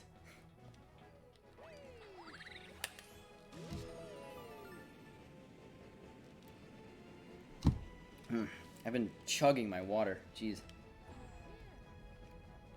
Oh, is this the... Okay, yeah, no, this is gonna be the garbage mission, isn't it? But I don't know if I have enough star bits. 30 star bits. Oh, I do. Okay. Yeah, this is gonna be the garbage mission then. Alright. Memelin, if you're still here, this is my chance to practice what I preach, I guess. Oh, well, thank you. I appreciate your, I appreciate the compliment of my skills. Oh god, it's everyone's favorite character. This guy! We have plenty of bombs. Okay, it's like, yeah, you can clean up for me, but you have to do it in 30 seconds. Alright, let's see if I can do this. Let's see if I can practice what I preach. Okay. That one goes over there. Oh god. I got caught on the edge. Okay. This one goes here. See, they're like slightly off, so I don't know if like...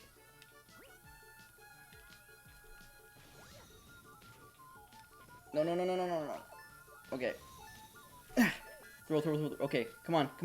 Blow up. Blow up. Come on! Come on! No! Oh, fuck. Okay. I'm not coming by later. I'm doing this now, dude. You can't get rid of me that easy. I appreciate the encouragement, but... Alright. This is gonna be the one.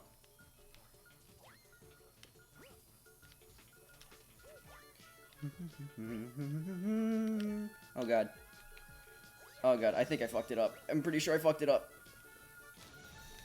Oh god, the game like slowed down when the bomb blew up. Oh, okay. But I threw all the bombs before the timer became red. So, okay, come on. Blow the fuck up, dude. Come on. Yes! Okay, second try. That's not bad. Jeez. Yeah, no, totally. That's like... It is a very odd sort of mechanic. To just be like, you know, you got 30 seconds, but you have to throw them all out at once and then just wait. Oh, hey, Lettuce Ranch. Good to have you back, man.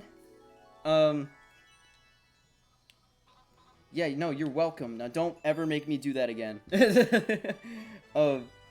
Yeah, no, it is weird, especially because it's like 30 seconds. So you essentially have, like, maybe, like... You just have a handful of seconds to get them all out there, and then you just have to wait and hope and pray that you put them in the right spot on the first try. Alright. I spilled a little bit of water on myself, but it's okay. Okay. Let's... Oh, Prankster Comet. Yeah, you know what? Let's do that. Might as well. We're already here. Oh, I could have done the real, mission that I was supposed to do in, Battle Rock 2, though. I don't know. I guess we'll come back to it eventually, of course. Oh yeah, this is the part where that calm level that I was praising before, it gets intense.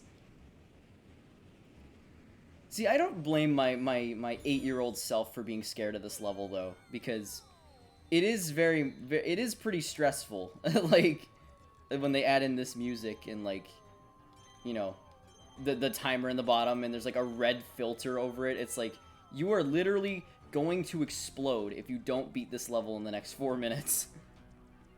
Alright. Honestly, I think the time limit is... What? Why is he running in circles? Okay. Yeah, that's one of the only things about the gravity mechanic that's a little bit weird, is that sometimes when you're... It depends on the camera angle, but, like, you know, sometimes you'll just run around in circles and not go the direction that you want to go, but it's not usually a big deal because that's only on the circle planets and you can't really fall off of those. So you're not really in any sort of danger unless you, like, you know, unless you try to jump onto something or do something similar, I guess, in terms of movement. Yeah. No, I think as stressful as they try to make this, I think the time limit is fairly generous. Even though they're definitely gonna make sure that you're well aware that you have a very short amount of time to get through this thing. Oh boy. Okay. Alright, yeah. Maybe it's not that generous after all. Maybe I was just being cocky. But I mean, I don't think I'm gonna run out of time, but you know, it is starting to get stressful seeing the timer tick down and almost be at like 1 minute. Oh, you know what? This specific prankster comet was the mission where jumping on Toad's head was annoying me, because it's like you're in a rush and you're trying to jump onto the starship, but he's just in the way and like keeps bouncing you back onto the planet. All right.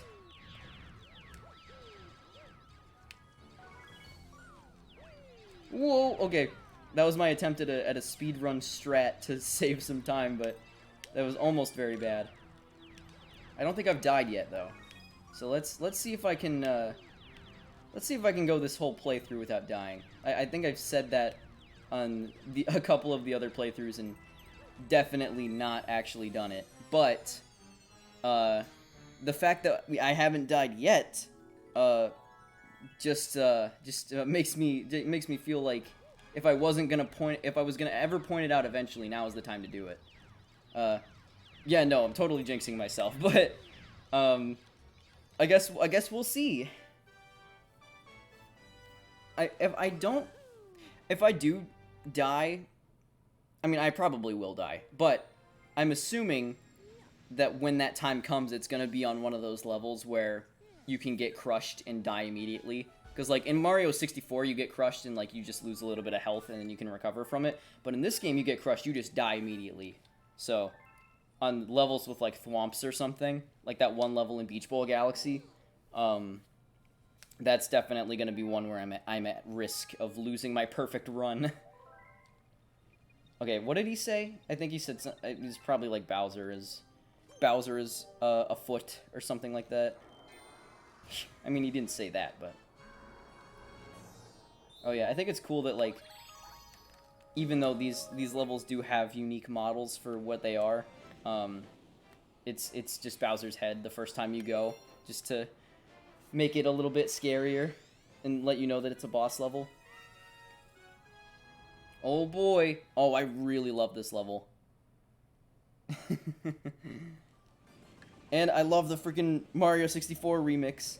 I just love the vibe of the boss levels, I guess. Just the fact that, like, it takes what Mario 64 was trying to do with the boss levels and just makes it more intense with, like, the music and the lighting and just everything. It just feels like a step up.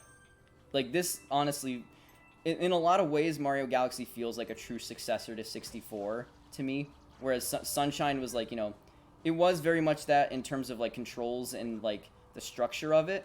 But just in terms of, like, the game itself as a whole, I feel like Mario Galaxy works a little bit better as a successor to that game. Yeah, totally, dude. This game is art. All video games are art, but this game is high art. Oh yeah, a little fun fact piece of trivia that I learned recently. Nintendo was founded in the same year that Starry Night was painted by Van Gogh, which is pretty crazy. And, like, you know, obviously they weren't making video games in the beginning. They weren't making video games in, like, fucking, like, 1889 or whatever. I think it's 1889, whenever Nintendo was founded. Like, they did the Hanafuda cards, and they did the Love Hotels and all that sort of stuff. All this weird, like, just stuff that you don't think of at all, like, when you think of Nintendo. But, they did do it, and then they just, you know, over time they became a video game company. But it is just kind of crazy that a company that's just as prevalent now as it was, or just, like, you know, it's already, like, you already have the impression that since video games have been around for a while, Nintendo's been around for a while, but just the fact that the company has existed for that long is just really insane. Oh boy, the sun is right there, but neither of us really react to it at all. You finally made it. I'm not gonna do a Bowser voice because I hurt my throat doing the Toad voice. Just in time for me to stomp you into space bits. I want to punch him right in his stupid face. Oh boy. Okay. Woo! Okay, yeah, get it. Okay, there you go. Burn your bum. I really hope this isn't like, 64, where I only have to... Okay, yeah, no, I have to hit him more than once. But maybe only one more time.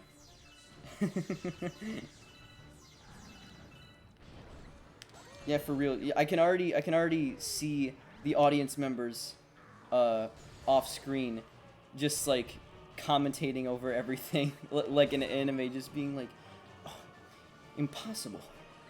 He's grown stronger. Oh, okay, I do have to hit him one more time. Okay, that's good. It's not too easy the first time around. I mean, it's still pretty easy. But they make it, it's under the, I feel like just the presentation is enough to make it feel intense, even though it's not a very hard battle. Wait. Get him. That looks fun. Spinning around in the shell like that. What? Oh, no. Come on. Okay, there we go.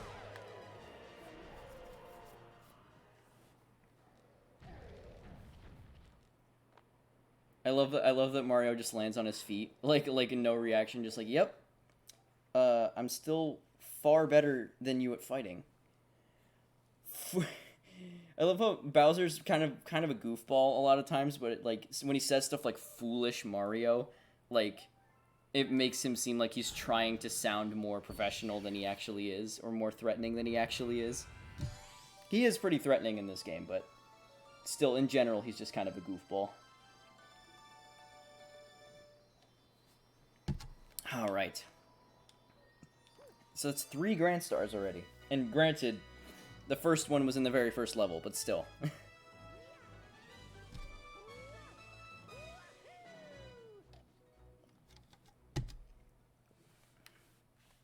Alright, so let's think. How many domes do we have left? We have the bedroom, the kitchen, what's the one called at the top? The one with the robot. The engine room. And then... what's the room called at the very top? With, like, the cliff. The garden. Okay. So we still... I think the garden is, like, a bonus one, though. I don't think there's actually even a boss in the garden. So, I mean, we probably will end up going there. Just because I kind of want to see and do as many things in this game as I can. But I'm just trying to think about what a good cutoff place would be for this stream. Probably do like a few more galaxies. Once our star power is restored, the observatory will be able to go there. Then you can reunite with your special one. Oh. There's so many, like, subtle references to the fact that Peach and Mario are, like, romantically involved, but they never directly say anything. It's never like, oh, yeah, no, they're together. It's always just, like, I don't know. And then that was, like, I thought in Mario Odyssey he was gonna propose. Just, like, at the end of it, because they make it seem like he's going to. But then, you know, like, Bowser interrupts him and everything, and Peach gets flustered. Which I think is really funny and a really good end to that game. But it just does make me wonder if they'll ever go all the way with that. Like, just, like, make them actually kiss in a game, or, like, actually make them in a relationship, I guess. Like, ever acknowledge that they are romantically involved. I don't know. I think it'd be a neat thing. But also at the same time, if they're trying to keep the Mario series going, like, forever and always, that's not really a leap I think they're gonna want to make. Oh, can I go to Ghostly Galaxy? I really want to go to Ghostly Galaxy and get Luigi.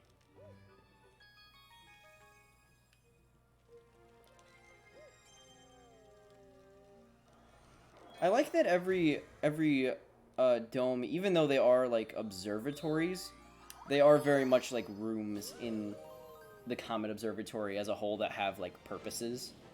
Like the kitchen is like where all the Loomas eat, and like the library is like where they go to read stories, and like you know, the terrace is very much just a traditional observatory, but then, you know, you have like the fountain, which is very much, I feel like it'd be like a Luma bathroom. Oh, here's a cool water level. Oh my god, it's Penguin Man. My favorite character.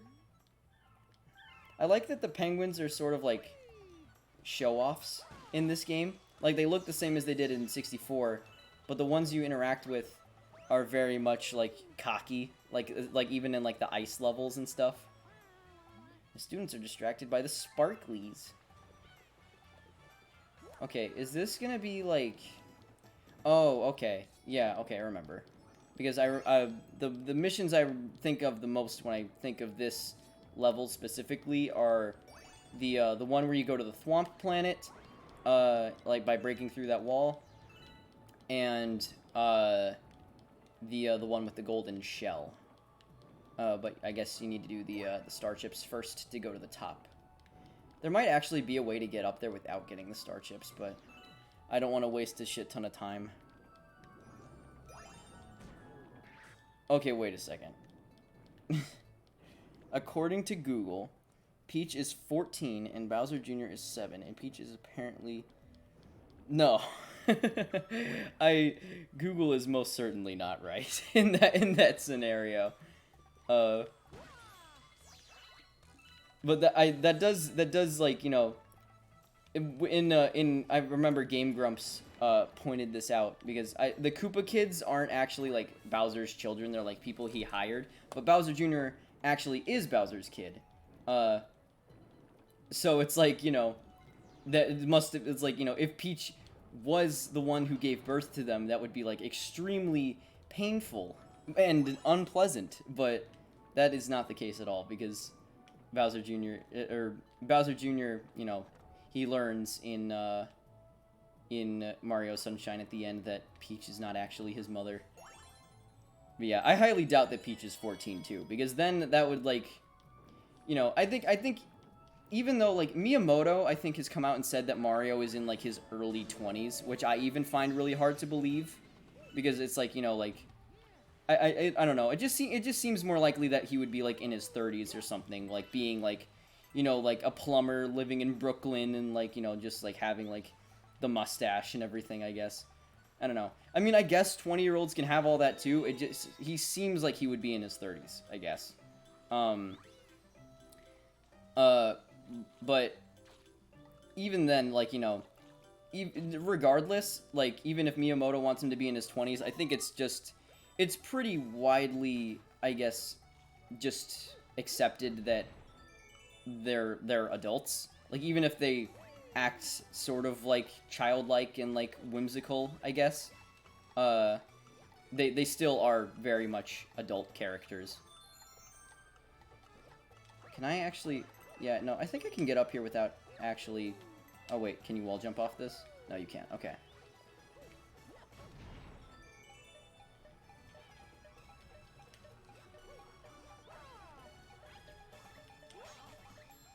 Cool. This level almost reminds me of, like, a beach version of Bomb on Battlefield, with, like, the mountain that you gotta come up to get to the top where the star is. It's smaller in scale, of course, but...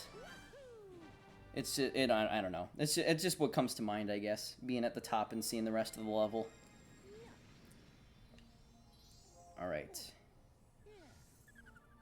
I want to try to get to Ghostly Galaxy. Rosalina's library opened! Okay. We gotta go check out the library. As much of a pace breaker as it may be. I do want to complete the storybook. I would very much like to complete the storybook. Yes, I don't know if I have enough, but 600. Yeah, no, I need more. Wait, can I feed him and then make him fat and then come back later? I think I can. Okay. You just hang in there, man. I'll be back with more later. Oh, shit. If I'm not floating in the void of space for all eternity, that is. Alright, yeah. Let's go read the storybook. And then I want to unlock Ghostly Galaxy and get Luigi. And so that will probably be where I end off today when we get Luigi. Let us begin. Look, it's the book from Paper Mario! Chapter 1, The Celestial Duo. Our story begins a very, very long time ago with a young girl. One day, this girl spotted a rusted spaceship holding a small star child. What's your name? Are you lost? The girl asked the star child. I'm Luma, and I'm waiting for Mama. She's coming for me on a comet, said the star child, who had been waiting day and night.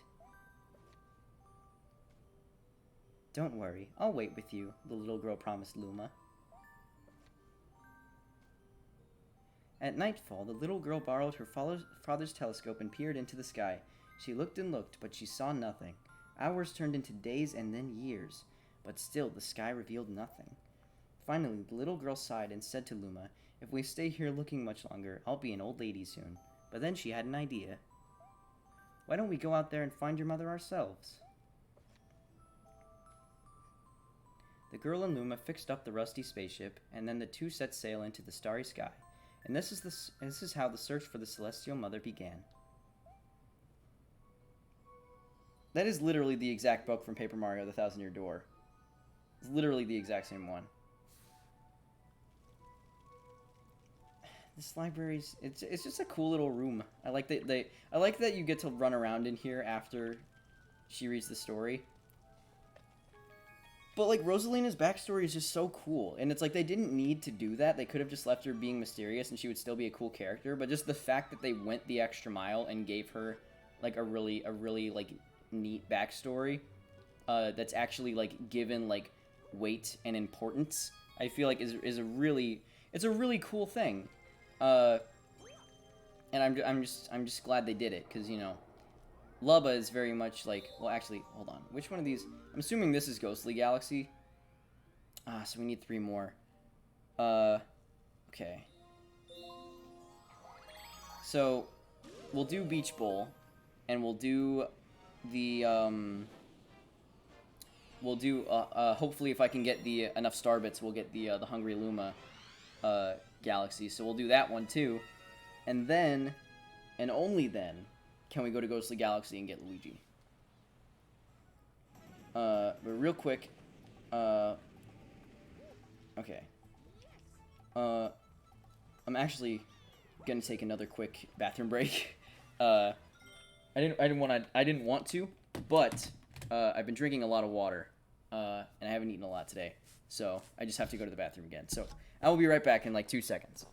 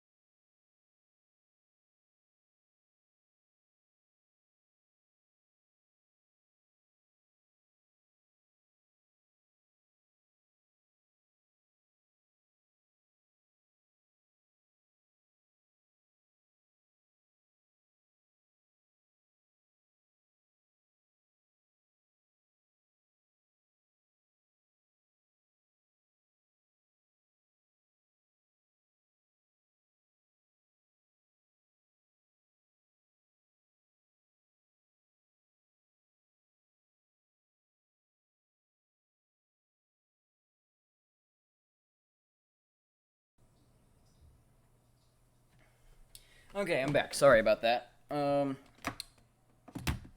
Okay, just gonna, for safety's sake, because I'm paranoid about a repeat of the Mario 2 situation, I'm just gonna, listen to myself real quick. Okay. I just want to make sure my mic is on. I don't know if you guys, were watching, or, I streamed, Mario 2, earlier this month. It was like one of the first games that I streamed for Mario Mayhem, and when I yes, please. Okay, golden shell. But I was playing Mario 2, and I went to go take a break in the middle of the stream. Well, actually, more like 3/4 of the way through, which is sort of important to the story. So basically, I was streaming that game, and I went to go take a break, and then I came back, and I finished the game, but so I mute my mic when I go take breaks, just because I don't want there to be too much like background noise or something. I'd rather just have like the game audio. But I came back, and I thought I had unmuted myself, but somehow I didn't notice that I did not unmute myself, and I actually did go, like, I unmuted, I tried to unmute myself, so I don't know what the problem was. I guess I just, like, didn't click it in the right place, and it was just in a rush, so I didn't notice or something. I have no idea, but I didn't unmute myself, so the last quarter of that stream is just me playing the end of the game, and it was funny because I was commentating the entire time, but it was just all muted, so none of it was being recorded, or none of it was showing up on the stream.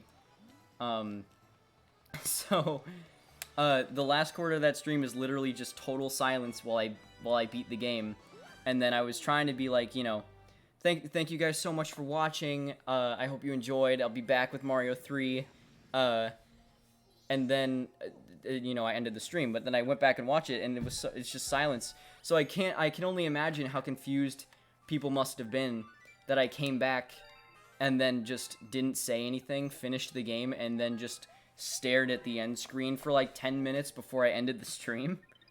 But no one said anything about it in chat, so I guess my hope was that the people that were watching at the time were just new people that weren't expecting me to say anything at all. But I have no idea. But I talked about it in my Mario 3 stream. But ever since then, every time I've, left and come back on one of these streams, I always listen to the audio and double check that it's working, just to make sure that I don't have a repeat of that incident, because especially now that we're into the games that are a little bit long, or, I mean, they're a lot longer, but they're more intricate, games, and there's a lot more stuff to talk about, I feel like. So if I was ever muted like I was that time, while playing one of these games, I would be really, really sad about it, that the commentary wasn't saved. Oh, wait. Yeah, no, I need to get a shell and then go break the wall. I think that's what the mission is. Yeah. Well, let's see what's in here, though. Oh, man. Okay.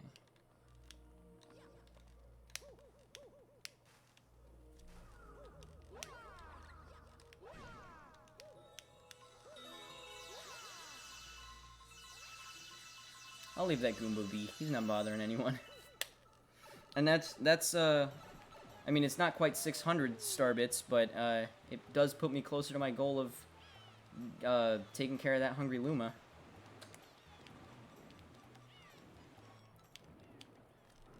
Alright. He's like, whatever you do, don't hit the crack in the wall. Ow. Okay. Why did I say ow? I hit him. Okay. What does he say? There's a crack. If you look very closely, it's like a blink and you'll miss it crack. That's silly. All right. Now don't let it hit him this time. All right.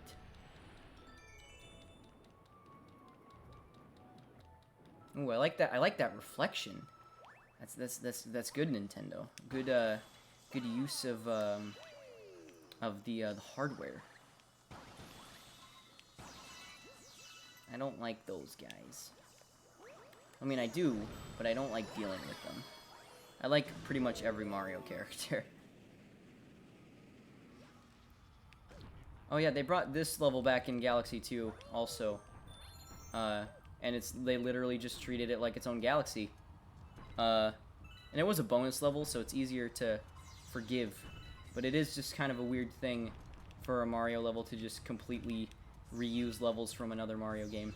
And that's another thing, it's like I don't really mind it, and I especially didn't mind it as a kid because I just saw it as like, oh cool, it's from Galaxy 1, but like, you know, it is very easy for people to be like, oh, you know, they're just being lazy.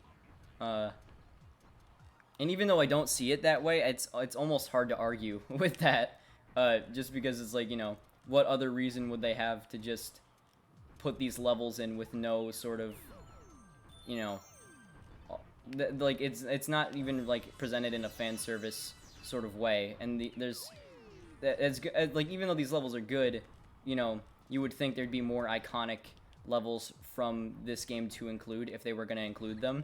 So it just gives the impression they're using them as extra obstacle courses. Even still though, I still enjoy them.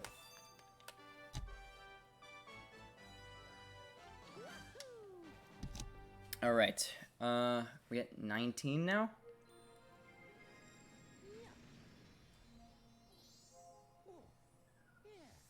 Okay, yes. So, one more, and then we'll go to Ghostly Galaxy. Oh, wait. Let's see what the one we unlocked is, here. Ooh, Bubble Breeze.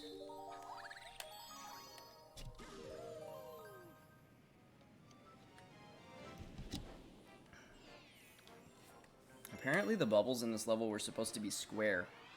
Or cubes, I mean. That was another piece of trivia I learned recently. Oh yeah, I always thought that was really cool. Like, you know, the toads follow you around to the levels, but like, you get to this level, and it's literally just a whole planet full of poison, and they crash land in on it. What does he say? Our glorious starship, the Starstream, it crashed. Oh man. I would love to see like a short animation of that. This is a poisonous swamp. If you fall in there, you're done for. Yeah, I can tell by the skull sign that somebody graciously left here. Ooh, the wind sure is strong here, huh? Don't you think it'd be awesome if you could ride that wind? Yeah. You know what? That would be so crazy. What's my favorite and least favorite galaxy? That's a good question. God, I gotta think about that. Because even like either way, like, I don't know, like, it's really hard for me to narrow it down, because I don't think there's any galaxy in this game that I outright hate. And there are ones that I prefer to other ones, but at the same time, there's a lot of ones that I really love. I think when I was a kid, I think my favorite was definitely Toy Time Galaxy, just because I really loved the aesthetic of it, just like, you know, like inside a kid's room, and like, you know, they have like the 8-bit Mario level that I thought was really cool. And like, you know, they had that remix of the Mario theme that I really liked. I just thought it was a really cool level. It was a really cool idea, and it was different than a lot of other stuff in the game. So that was my favorite as a kid. I don't know. Now I think my favorite is probably Space Junk, to be honest. Either Space Junk or Melty Molten, because I feel like you know, I've been talking about a lot, the part of the thing I like about this game is that there's such a thick level of atmosphere to it. Like, even though it's like it goes back and forth between having an intense tone and having a calm one, and so I feel like those two levels really well, like they represent both sides of that really well. Whereas, like, you know, Space Junk is a it's a very cool idea for a level, and it's very calm, and like it's like that wondrous sort of stuff. But Melty Molten, I feel like, is like the best of like the more intense levels. It's just like, you know, it has one of my favorite music tracks in the entire game, and just, you know, it has like amazing moments like the spire sinking into the lava as you're climbing up, and the volcano erupting behind you just as you're flying away. It's just like stuff like that. It's like that's, I feel like, one of the most cinematic levels in this entire game. So I really, really love going back to that one. In terms of least favorite, I gotta think. Because it's like, I almost feel like this would be one of those levels that would be towards the lower end of my ranking, I guess. But it's like, I don't even think this level is bad. It's just like, you know, blowing myself around in a bubble is, you know, it's not as fun as like running and jumping around and that sort of thing. And that's just, you know, the whole level is based around that gimmick. Yeah, I mean, I don't think there's any galaxy in this game that I hate. I think if I had to pick one, it would probably be the one bonus level that's like this. It's like this bubble level, but it's like, you know, the harder version of it where you're like on that whatever that level is supposed to be. Like, just it's basically just like a bubble obstacle course, and it's like, it's just not very fun or interesting to me. It's just like, you know, you got to be careful about the bubble, and I don't even think it's bad, and I don't hate doing it. It's just like, it's not as exciting, I guess. It doesn't leave as much of an impact as a lot of the other levels do. And I feel like most of my even though I like a lot of them, and I'm glad that they're here to sort of break up the pacing of the game a little bit. Like, you know, not everything is like a giant galaxy. They have like little tinier bonus levels, I guess. But those levels do, when I'm ranking them, they do tend to fall towards the lower end of the ranking, just because there isn't as much to them as the levels that are bigger and have more missions in them. Luigi and the Haunted Mansion. Don't you like Luigi's Mansion? Oh, there he is. All right. But yeah, that's a really good question, because that's something that, like, it's such a simple thing to think about, like your favorite and least favorite, and there's other games where I feel like I'd have a much easier time deciding. But this game, because I have so much of an attachment to it, and I consider it to be a masterpiece, it's really, you know, both ends of that are really hard to pinpoint. Oh boy. Oh yeah, that used to... Chain Chomps just used to scare me in general. This game is just very intimidating to me as a kid. Oh yeah, we'll get to this. We'll get to this very soon. But I always thought it was funny that the boos in this level are like attracted to Mario when he's a boo. Oh yeah, that's a thing that's like, the implications are a little worrying. That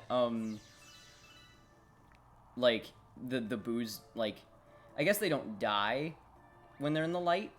It's not entirely what it is, but it is like odd to think about, like, you know, like, if they did die, where do they go? The afterlife. It's the same sort of thing in Coco.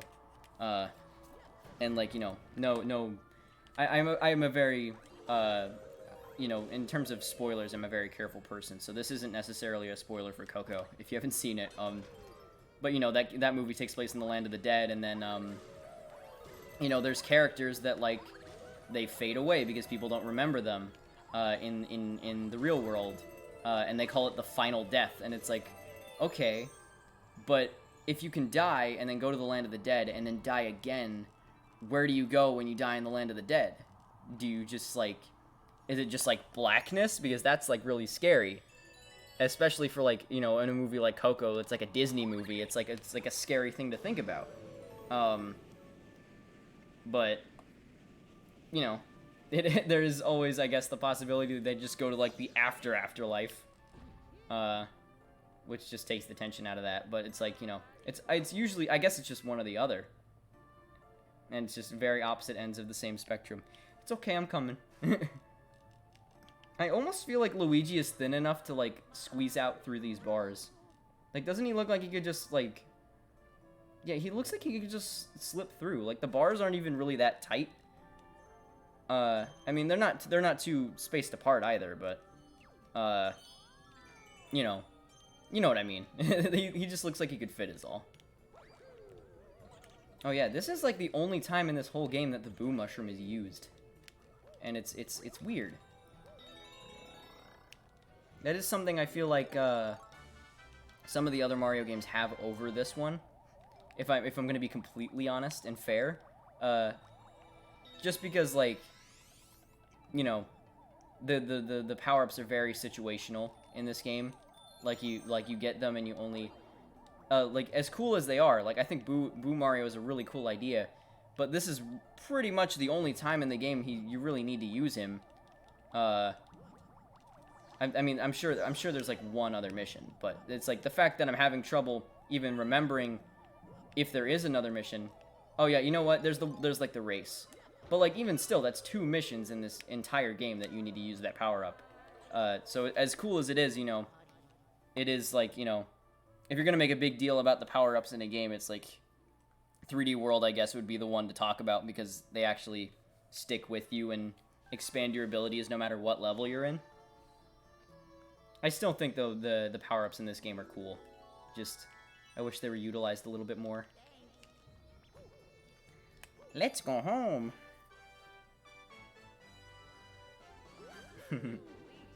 Alright. I did say that we were gonna end it once we got Luigi. So let's go talk to him, and then I guess we'll call it for today. Alright. We made some pretty good progress today. I am satisfied. Welcome back. You can see your brother from here. Your Luigi head brother from here. If you ask him, I bet he'll help you search for power stars. I got really excited the first time I played this, because I was like, oh, does that mean I get to play as Luigi? And then, you know, no, it's just like he does missions and you have to go save him a couple times. But you do get to play as him when you 100% the game. So that was cool, but just, you know, this specific instance where it's like, you know, if you ask him, I'm sure he'll help you find power stars. I thought I was going to get to play as him. And I do exactly that in Galaxy 2, so that's good. Bro, you're looking for power stars, right? Let me help. Think you might have missed one in Good Egg Galaxy. If I find it, I'll write you a letter. Keep your eyes peeled for it. See, that's almost confusing, because, like, you're like, well, did I miss one in Good Egg Galaxy? And then if you go back and look for it and you got them all, then it's like, you know, what do I do? But he did say he would write you a letter, so. Is it leader? What do you have to say for yourself? We've made sure Luigi's safe. Oh, good, thank you. He gets a little out of hand when he's unsupervised. After all, I'm Mario. You don't have to talk about me as if I'm not here. That's funny. What do you have to say? He plays Minecraft. He's the Minecraft toad. Galaxies hidden from view in all the observatory domes, but how do you visit them? You get stars. Alright. I think we've made a pretty good amount of progress for today. So I'm assuming my next stream of this game will probably be longer, and I might need to split it up into 3 streams like I did with Mario Sunshine. But I think we've made a good amount of progress for today. Oh, Mama's gonna read me a storybook. I just want to run around for a little bit. But yeah, I think this is about as far as I'll take it today, and then Wednesday we'll come back and keep chugging along. I've got a secret, but I'm not telling. We'll find out I'll get it out of you soon enough. It's weird that they can't go in there even though that's where they sleep. Alright. Okay, I'm gonna try to... Wait. I want to turn the camera around. Because I want to try to make it up here without using the, thing. Because I know it's possible. I've done it before. And I've seen other people do it. Yeah, whatever. I can't turn the camera around, so it's not that easy. Okay. I stalled long enough. Thank you very much for watching this stream. I hope you enjoyed yourself. I had a great time. I enjoyed chatting with you guys in the chat. And I can't wait to return to this game on Wednesday at 2 p.m., of course. So I hope that you'll join me for that. But until then, thank you very much for tuning in. And hopefully I will see you next time. Goodbye! I'm not getting up and awkwardly going to the laptop. Just pretend like this part doesn't exist.